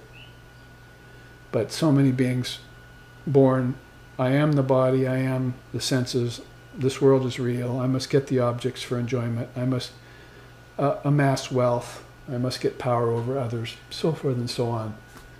The occult powers are dancing in their minds the minute they hit the body. And they've forgotten everything about their deeper consciousness. Everything. So this art of spirituality is about awareness, timeless, deathless awareness, and it's all pervasive, it's eternal, it's constant, it's ever on vigil, and it's transcendent of all of these other levels of Maya, or of relativity. Reality, relativity. It's set in stone that way. So if you're neither born at the time of creation nor you're disturbed at the time of dissolution, but you're still walking around in a body, then you're probably one of those great seers who knows that birth and death are illusory. That's why my teacher used to tell me, put death in its own grave and leave it there. Now, the Kundalini system, which we really looked at quite a bit today in this devotion of non-separation, says this about the third eye. As Kundalini traverses the sixth center, or lotus, called the Agya Chakra, it's there, currents of refined prana rise high. Visions, light, and internal sounds are experienced, and the mind gets so absorbed that it loses normal consciousness. So really the world goes away. Sri Ramakrishna used to say that. The more you go towards God, the more the world goes away. Now, people want to hold on to the world. They want to have God and Mammon at the same time. But Christ said you cannot worship God and Mammon at the same time. You have to choose one. So it's just one of the pure and plain facts of spiritual realization that the worlds of name and form fall out and cease to persist as your consciousness begins to graduate to these higher centers, or to higher levels of consciousness. Like the salt doll walking into the ocean, it lost its form and it wasn't going to congeal again. It liked being formless. It liked bliss. Unalloyed, uninterrupted bliss. Ananda. As I was saying, you look in the phone book, and you'll find a lot of Jones and Smiths. But the last word Ananda, the last name Ananda, that's multitudes of Swamis have that name. They have taken Ananda as their last name, and so that's something that realized souls are realizing, that the nature of divine reality is unalloyed, uninterrupted bliss. They prefer that than this on again, off again, pleasure, pain cycle. Shakyamuni Buddha, that is the Buddha of this age, 550 years prior to Christ, said, I have the true Dharma hidden in my wisdom eye.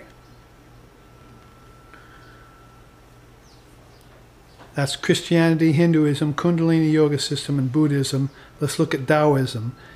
The eyes are the windows of the soul. Between the two windows is the main door to divinity. Enter there to discover your inner divine nature. Lao Tzu said that.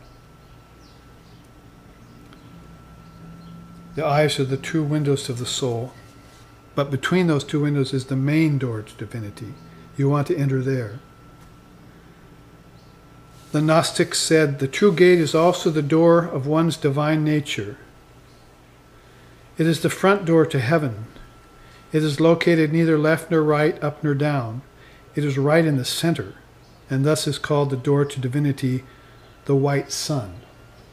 Oh, there's another beautiful name given to the third eye, the white sun. I think also in the Christian mystics were calling it the white dove ascending. The white dove ascending. So it's just the idea of pure white light coming up and taking over and dissolving all problems and all names and forms. Finally, Confucianism. 3 persons were walking together. Who is the master? They all have 2 eyes, but the divine third eye is the master of them all. So there, Confucius even makes a reference to that in early Chinese, before pre-Buddhistic probably. We're talking about somebody having that esoteric wisdom of the third eye in that country too. So in these religions I found, and there are probably more that could be researched and culled out and added to the list, but there's examples of the presence of the third eye in 7 different traditions and religions of the world, making it a very important topic for meditation and study for us. Very revealing.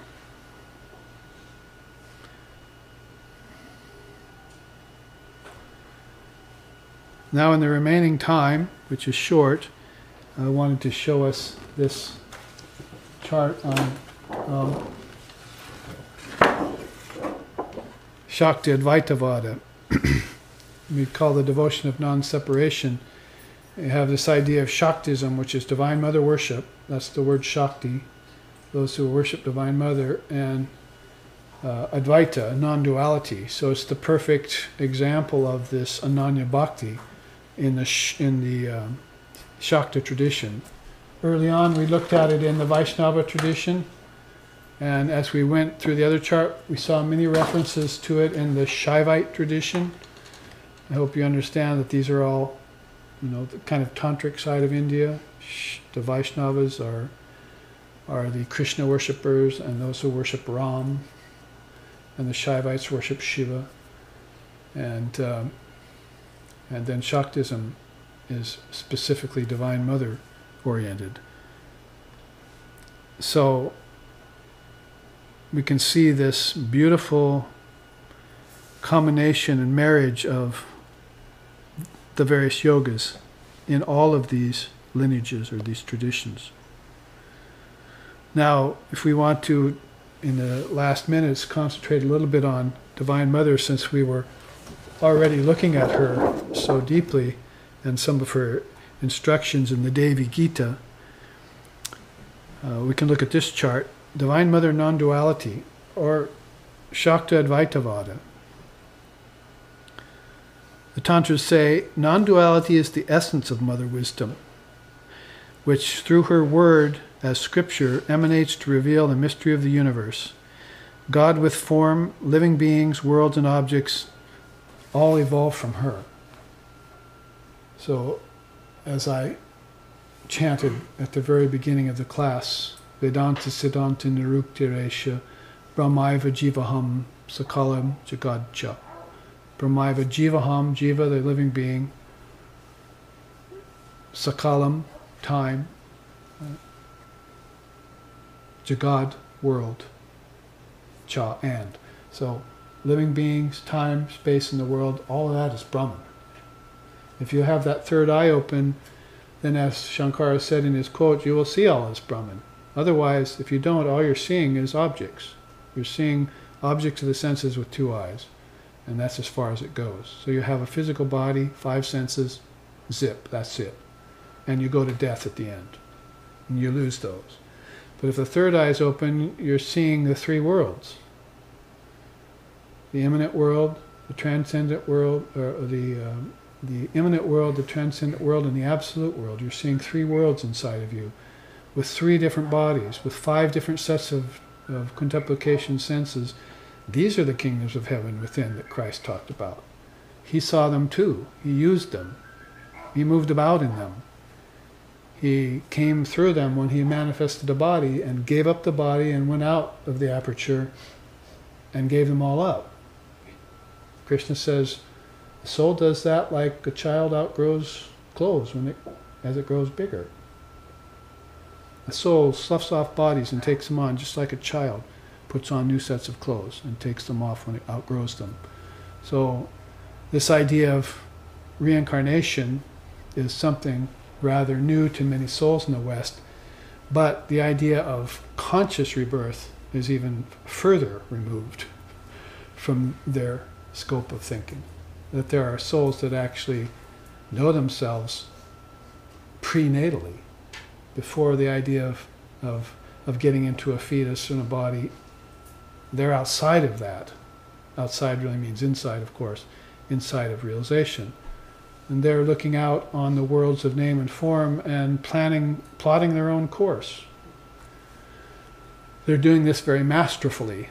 On the other side, many millions of souls are doing it totally at the beck and call of chance, of karma, and making very bad choices and then suffering to a great degree. So there's not just an esoteric appeal to these teachings, there's a very practical side to them that deals with suffering, because you can be an atheist or an agnostic, or you can believe in nihilism, or you can believe in the void after death, whatever. It's really up to you, but suffering is everyone's business. Everyone's. Nobody can escape. From avatar to ant, nobody can escape suffering as long as you take on a body. So, why Krishna wants you to do it all as a sacrifice, you see. If you take on a body, do it as a sacrifice. He's doing it as a sacrifice. When he comes as Krishna, Ram, Buddha, Christ, Chaitanya, Shankara, Ramakrishna, when those kinds of beings come, they do it as a sacrifice for you. There's no reason they need to come back to earth for anything. Krishna says that very clearly in the Gita. Everything I've had to obtain, I've attained long ago. I have no need to be here on the world in this body, but I come back here to help you. It's because if I gave up on the worlds, they'd all perish. And if I didn't act as an example to people, they would fall and destroy themselves. So that's adiyagya, that's the supreme sacrifice in the form. There's only one of those, adiyagya, that's the avatar. And there's only one avatar too. Comes many times in different forms, but there's only one of them. They're the same, Christ, Buddha, Krishna, Chaitanya. They're the same being. They're cut from the cloth of non-duality. They are non-different from one another, and they know themselves. In other words, the soul is in everything and everywhere, right? Well, many people don't know that, but they know that. So they will recognize themselves and that same Atman in others as being non-different. It's the non-touch yoga. It's the yoga of non-difference. So worlds, objects, beings all evolve from that Divine Mother principle. Mahamatrika, I called it here. It all comes from her word. That's why she says the mystery of the universe. Those tantras are very powerful scriptures in that regard. Now, what is the intent of Divine Mother in her path? She wants you, her primary directive is to manifest your soul's inherent perfection. This gets more to the skinny of the matter. Basically, why did you make me come here? Why did I take on this body? If consciousness is the formless and everything, then what the hell am I doing here? Suffering and enjoying in turns. See, why did I come here? It's the old why question. So Shakti-Advaita moves to answer that by saying you came here to manifest the soul's inherent perfection. If you can do it here on earth, you can do it anywhere. You may have noticed, quite easy to do it in your dreams or in deep sleep or in heaven or in some of the higher lokas. Everyone knows himself to be light there. It's obvious because light's everywhere. But the darkness of ignorance is here, and it's very thick. It's a curtain of nescience. It's a cloud of unknowing. And it makes you doubt. Doubt is your playmate at recess. It makes you fear. And it makes you ignorant. Doubt, fear, and ignorance, according to Lord Shiva, are the three ingredients of the curtain of nescience. It's that simple. Cloud of nescience is not such a mystery anymore. It's just the human mind's penchant and tendency to doubt itself as reality, and to fear formlessness, and to be ignorant of its divine nature. I mean, that's about as nutshell a form as you can put it in. And if that curtain of nescience thickens when you brood on that, brood on fear, brood on doubt, brood on ignorance, you make it thicker, and so you'll never get out of it. You'll never see through it. This aperture will never open to release you. That soul in flight will never get free. It'll just be a bird body or a vulture. So it will never be a great, noble soul freeing itself. But if doubt, fear, and ignorance are not brooded upon, that is, if you water the flowers and not the weeds, if you resist not evil, then that curtain of nescience begins to thin, and you're walking around seeing Brahman everywhere. You can almost taste him. That is, smelling, tasting, hearing, touching, and feeling become divine. Sri Ramakrishna said, "Oh, people talk about the sexual experience, see, but he said, when you get enlightenment, every pore becomes like a sexual organ." That's the difference between a little bit of physical enjoyment and some spiritual bliss. He says, my whole body became infused with bliss. See, the hair stood on the end of my arms. My skin horripulated. Chikan skin brada, as we say here locally, chikan skin brada. And my eyes rolled up in my head. I couldn't even stop it. And my tongue clove to the roof of my mouth, and I was gone, utterly gone. Where did I go? Where did the I go? So to manifest the soul's inherent perfection here on earth is Divine Mother's intention for you here. It's a very rare thing. The more you can do it, the better for you and the better for everyone. That's the primary intention of this path. So it's It's not anything vague, is it? It's something very adamant that she's pronouncing to do. It's almost a command from her. There's a beautiful song in India that says, "I have received a command from my Divine Mother that death must die." She came to me and said, "Why are you fearing death? His name is Yama. I know him real well. He just performs a small little function in my territory, of all my divine territories. Yama just performs a little function of taking energy from one body to the next." But that energy, called Shakti, is unborn. It's undying. It's eternal. Read my lips. See? It's eternal. That the very fact that there is a word called eternal means that eternal exists.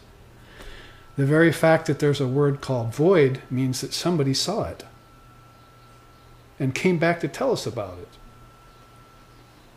So you should avoid the void and annihilate nihilism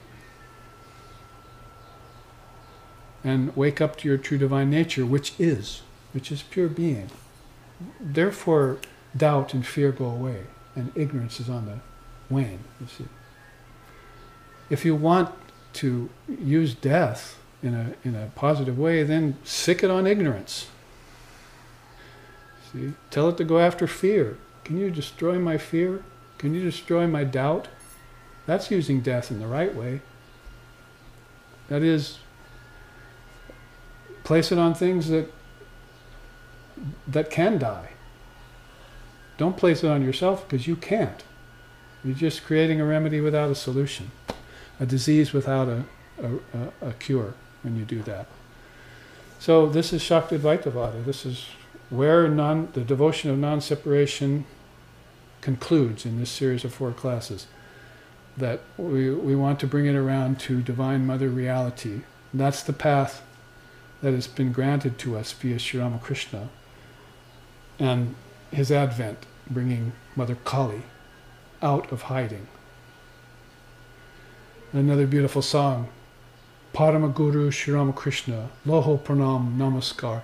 You have awakened Mother Kali from the cremation grounds of ancient India. And with her name, you're liberating souls now. Initiating people into the path of Mother Kali. Divine Mother reality, it's upon us. Not just some nice New Age goddess stuff with crystals and peacock feathers. This is the reality coming to you in the form of a profound philosophy that has its own name and that is as ancient or more ancient than the Tantras. She's the primordial goddess. The secondary directive of her path is to free the soul from cycles of rebirth in ignorance. Karma bandha. Karma bandha. It almost sounds the way it is, isn't it? The bondage of karma. Karma bandha. It almost sounds in Sanskrit the way it means in English. So, if you come here, make sure that you spend your time manifesting your inherent perfection. Don't spend your time getting bound up in cycles of karma that will cause you to come back and rebirth. That's called putting out fires. That's what you're doing nowadays, you see. Oh, I came here to realize my divine nature. I had all these higher motives for myself. You're a young person. Now, 40 years from now, you're saying, where did I go wrong? You see. You look at your parents or you look at other people and say, was their potential, their divine potential realized in this life? Or did they just tread water? Or did they sink? Or sink sometimes and then come up again and sink again? See, barely kept their nose above water. What kind of a way is that to live? This is your opportunity right now. You think you'll get another one? I mean, in that sense, reincarnation might as well be a lie, and you really do only have one lifetime. In that way, I can accept the Christians' way of explaining things. You might as well just have one lifetime. This is it. It's upon you now. So forget other lifetimes until you can manifest your divinity in this one. Everything else will become a matter of memory and Akashic record once you manifest your divinity here and now. It's your opportunity. So primary and secondary directives, what's the result of this path? Awakening of Kundalini to reveal the Atman via pure mind. So Sri Ramakrishna said in the Gospel of Ramakrishna, there will be no awakening until the Kundalini rises up the spine. There will be no awakening until Kundalini rises. Or, if you want to put it directly in terms of the Tantras, Shakti Jnanam Vina Devi Nirvana Naiva Jayati. There can be no liberation without knowledge of the wisdom mother. She needs to be known. It's her that's awakening in you, and it's her that you want to propitiate, so she will awaken in you. And once she awakens in you, talk of fear, doubt, and ignorance is not even important anymore. You'll be so attracted to her, that Kundalini power. You'll be so compelled by her, so driven by that dynamism of Shakti, that you won't even consider karma anymore. You can burn it up like a heap of cotton, putting a match to it, they say, right? You ever tried that? A heap of cotton and put a match to it? Poof! See? So blast your karmas. Who said that? Swami Vivekananda. Blast your karmas. Blast your past lifetimes. Awaken right now to her reality. And all of that will be not even a consideration in your mind anymore. He said, Ramakrishna, it'll be like burnt rope. Burnt rope looks like a rope, but it can't bind anyone anymore. It's just a pile of ashes. You blow on it and it disintegrates, you see.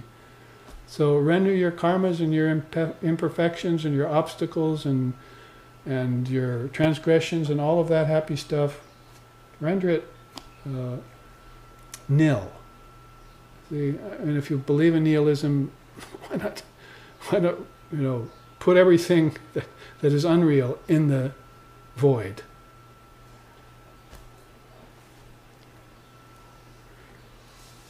This is positive thinking.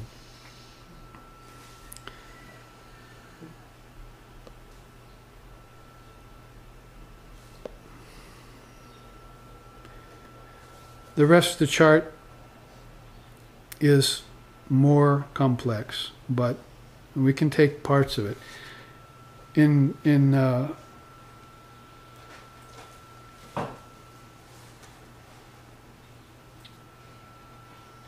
the auspice of this title, Devotion of Non-Separation, if you look here, Advaita Vedanta is the non-separation part, the Advaita and Tantra is the devotion part.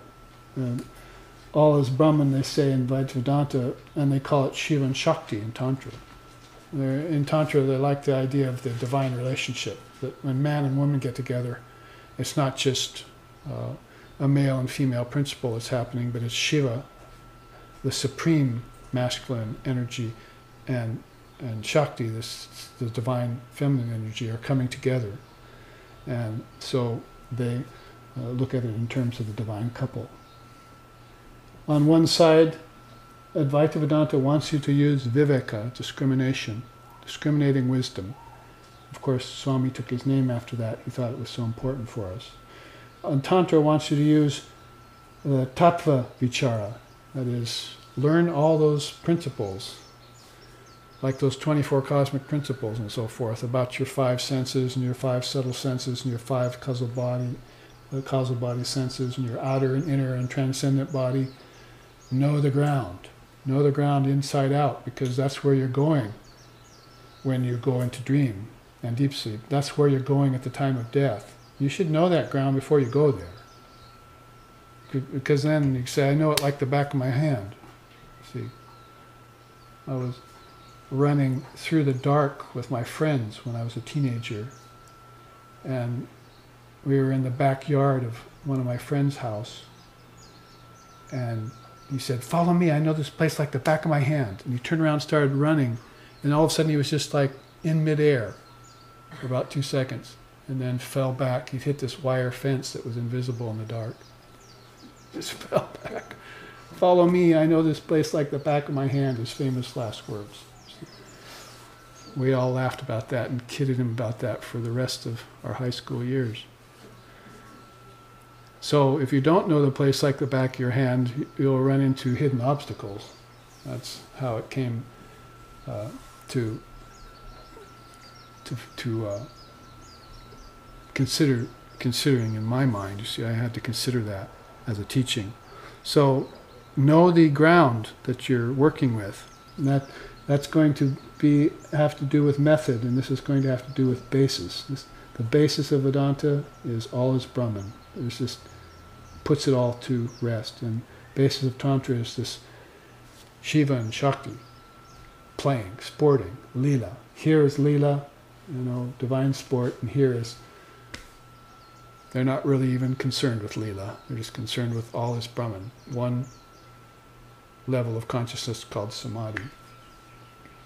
Down here, purification-wise, tattva gyan and upasana, meditation and realization of principles. Over here, purification of senses and mind and purification of thoughts. So you put these two together and you've got the different kinds of shuddhi, it's called. That is, dravya shuddhi, purification of the elements, and kriya shuddhi, purification of your acts, and chit shuddhi, purification of your thoughts. That's basically how to render it. The three kinds of purity. So when we're reading in here about the different pujas you do, right?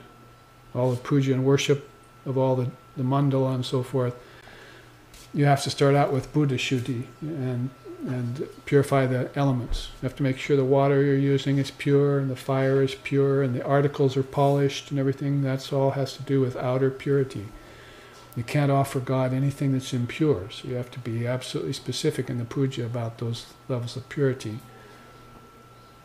If you polished something and it looked absolutely pure and clean, but it has the defect of your thought in it, you polish that article with bad thoughts in your mind, so you have to go and polish it all over again with good thoughts in your mind. Even if the thing is absolutely clean, physically speaking, you've dirtied it mentally. See? So very specific you have to be about each little thing that you do in puja, and then your acts will follow. You see, you'll get pure action by learning a lesson of how to purify the elements and purify your senses. You'll begin to desire pure activity. You'll give up going to dirty places, touching unclean things and so forth, and you'll just crave after purity of act. And then the greatest of all, purity of mind will follow. Purity of mind, that is Brahman. There's really no difference. All you have to do is just spend time in it. Buddha mind is Buddha nature. Pure mind is God. Those are two quotes by Lord Buddha and Sri Ramakrishna Paramahamsa. Buddha mind is Buddha nature. Pure mind is God. They said it 2,500 years apart, but same exact meaning, and the same import is given to it.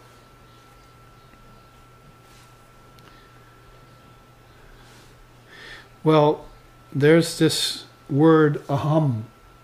See, we can end with this. This word aham means I. Of course, there's the ego I, ahamkara. That is the cause, kara, of everything, right?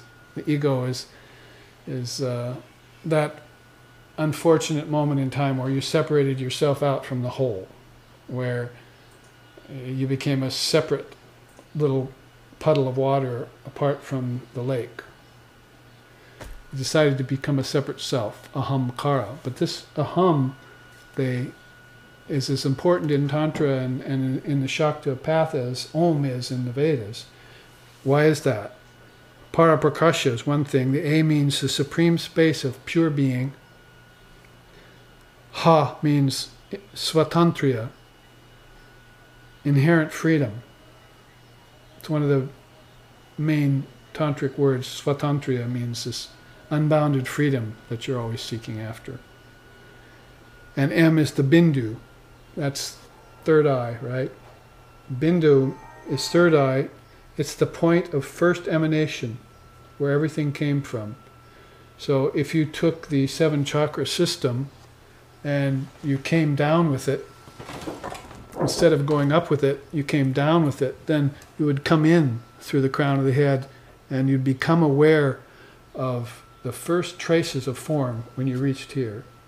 A very, very slim vestige of form here. It's very disorienting to come here, to bring your consciousness here. That's one of the dangers of the third eye, is that you don't know where you are because everything is so vast and formless. So it's easy to get lost there until you master, like getting acclimatized to a high elevation. So then you can breathe better. The same with consciousness at this third eye level. So when an avatar, which means that which descends, avatar, when it descends through the chakras, it comes down and enters into this third eye out of absolute formlessness, and it begins to take on a semblance of form. That's going to happen through thought or conception. It's going to first be conception that happens at a very, very high level, and then it's going to descend down into these lower chakras, and it begins to take on meaning and word. See, here at the throat chakra. Then it begins to take on the presence of the multitude of souls who are devotees of the Lord, playing with God.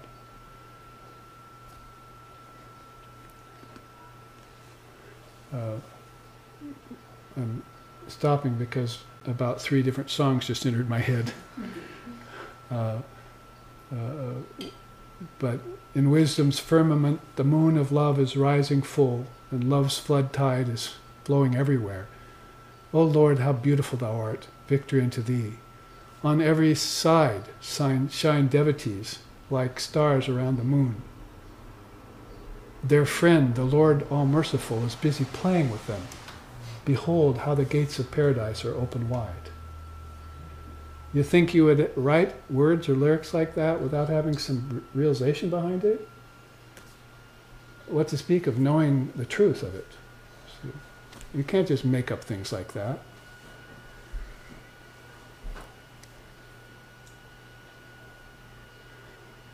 The soft, sweet spring wind of the new day raises fresh waves of joy.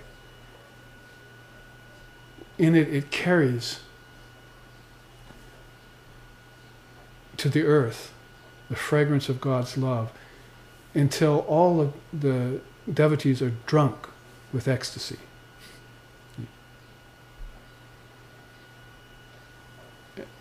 He's describing this descent of consciousness into the realm of the heart, basically. That's what made me think of it. So, you come to the heart, you're entering into what Sri Ramakrishna called the drawing room of God. See, I mean, you go to a rich man's mansion, and he's got all these places to go to, right? But you usually find him in his drawing room with a pipe, see, kicking up his heels with slippers on. So God is like that when he comes down into a divine form. He wants to sport with the devotees, so he's going to come here.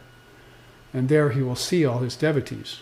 The 16 apostles of Christ, the 8 of Buddha, or the 12 apostles of Christ, the 8 noble 8 of Lord Buddha, the 16 apostles of Sri Ramakrishna Paramahamsa, the 20 so direct disciples of Shankara.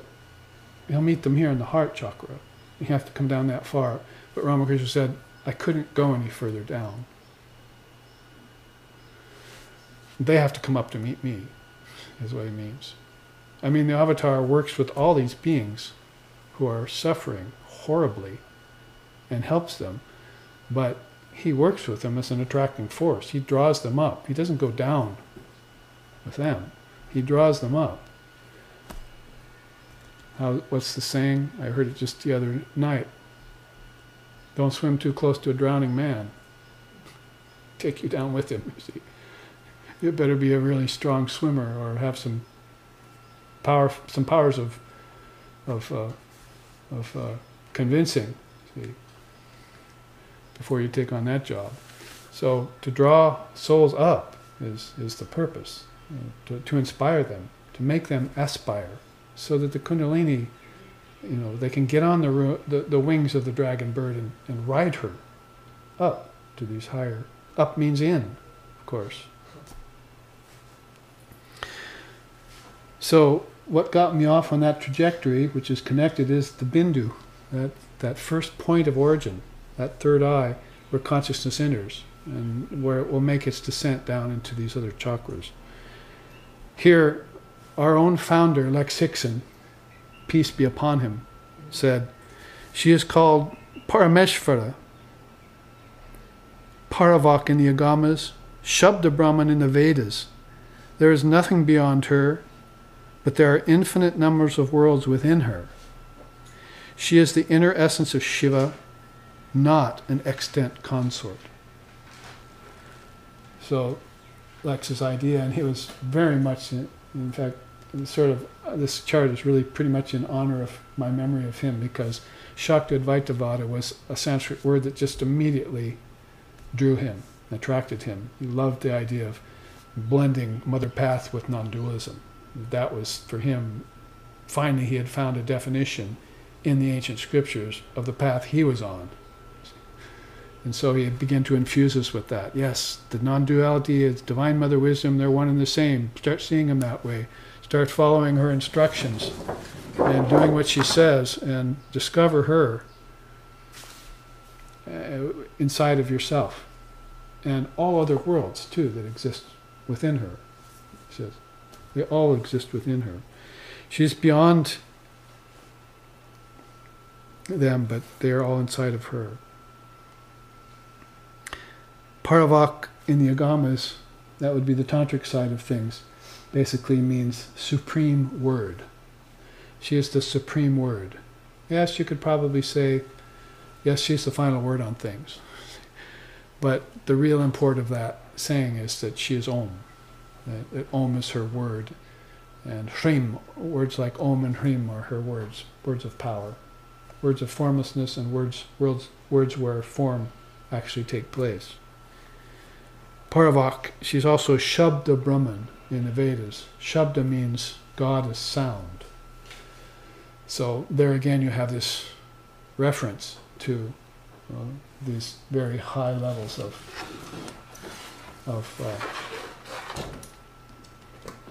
vibration. Word is vibration, right? You know, isn't all this really have to do? Hearing, audibility, all pervasiveness. In this tradition, hearing is higher than seeing. Hearing is higher than feeling. Hearing is the main sense.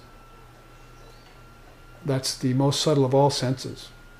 And for us in the West, we're seeing. We're sight-oriented. We have to see to believe. But there, they hear and they believe.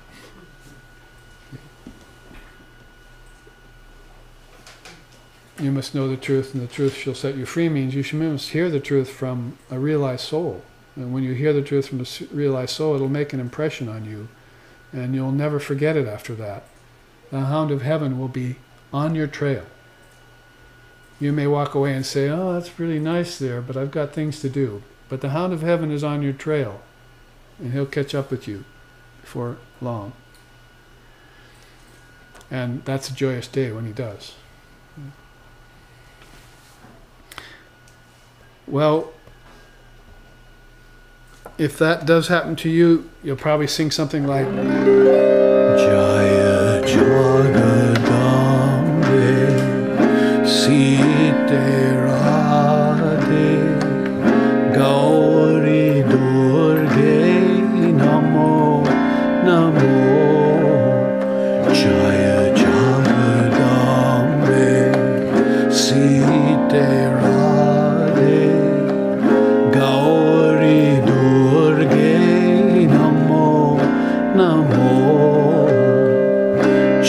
Jagadambe Site Radhe Gauri Durge Namo Namo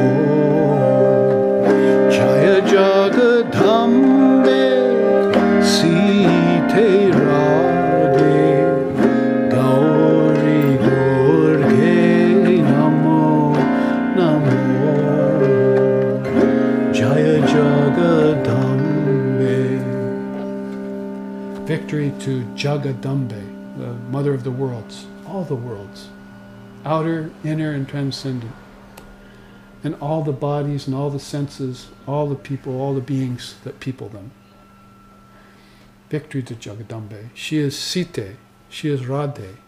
Sita was Ram's consort, Radhe was Krishna's consort. But she's not just an extant consort. She is the reality itself. She's Gauri, that's Shiva's consort, Parvati. She is Durga. Durga doesn't have a consort. She's fiercely independent.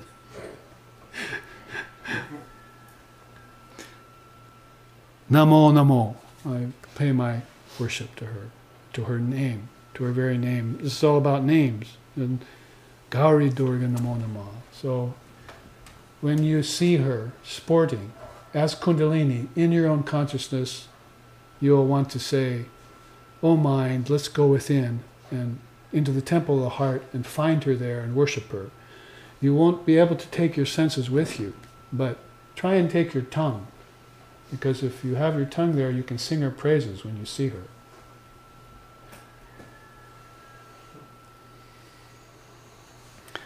Or you could sing it this way, which is also another beautiful way. Shakti Swarupini, Shanti Swarupini, Sharada Devai Namostute.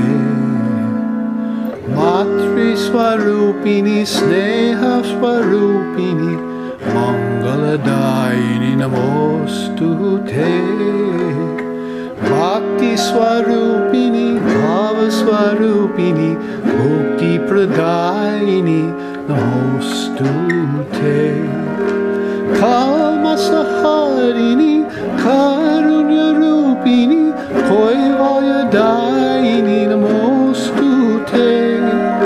Nitya Swarupini, Nirmala Shalini, Bhukti Pradayini Namostute.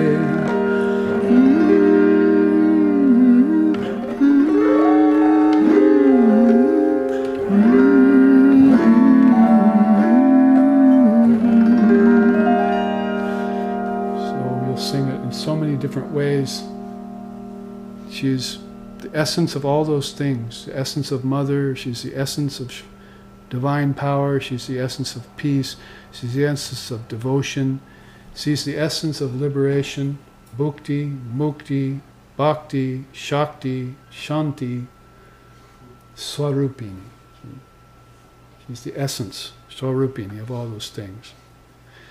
So, therefore, you end up with this very profound realization of the devotion of non-separation. So that's how I want to end here in this fourth class of that subject. And we will move on to a related subject called the Advaita of the Avatars next week at the ashram. That is the non-duality of the avatars, how they see Mother, how they see non-duality. And there'll be some very pertinent charts on display and also some music to demonstrate that for you. So here, let's end with a chant.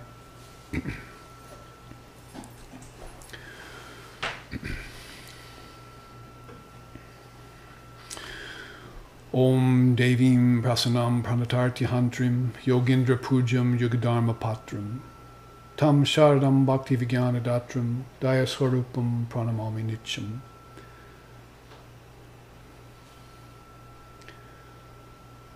O Sharda, propitious goddess, killer of misery in souls resigned, savior of religion in every age, by saints and sages worshipped, O mother kind, give us love and wisdom thou, O grace incarnate, to thee we bow. Om peace, peace, peace. May peace be unto us, may peace be unto all.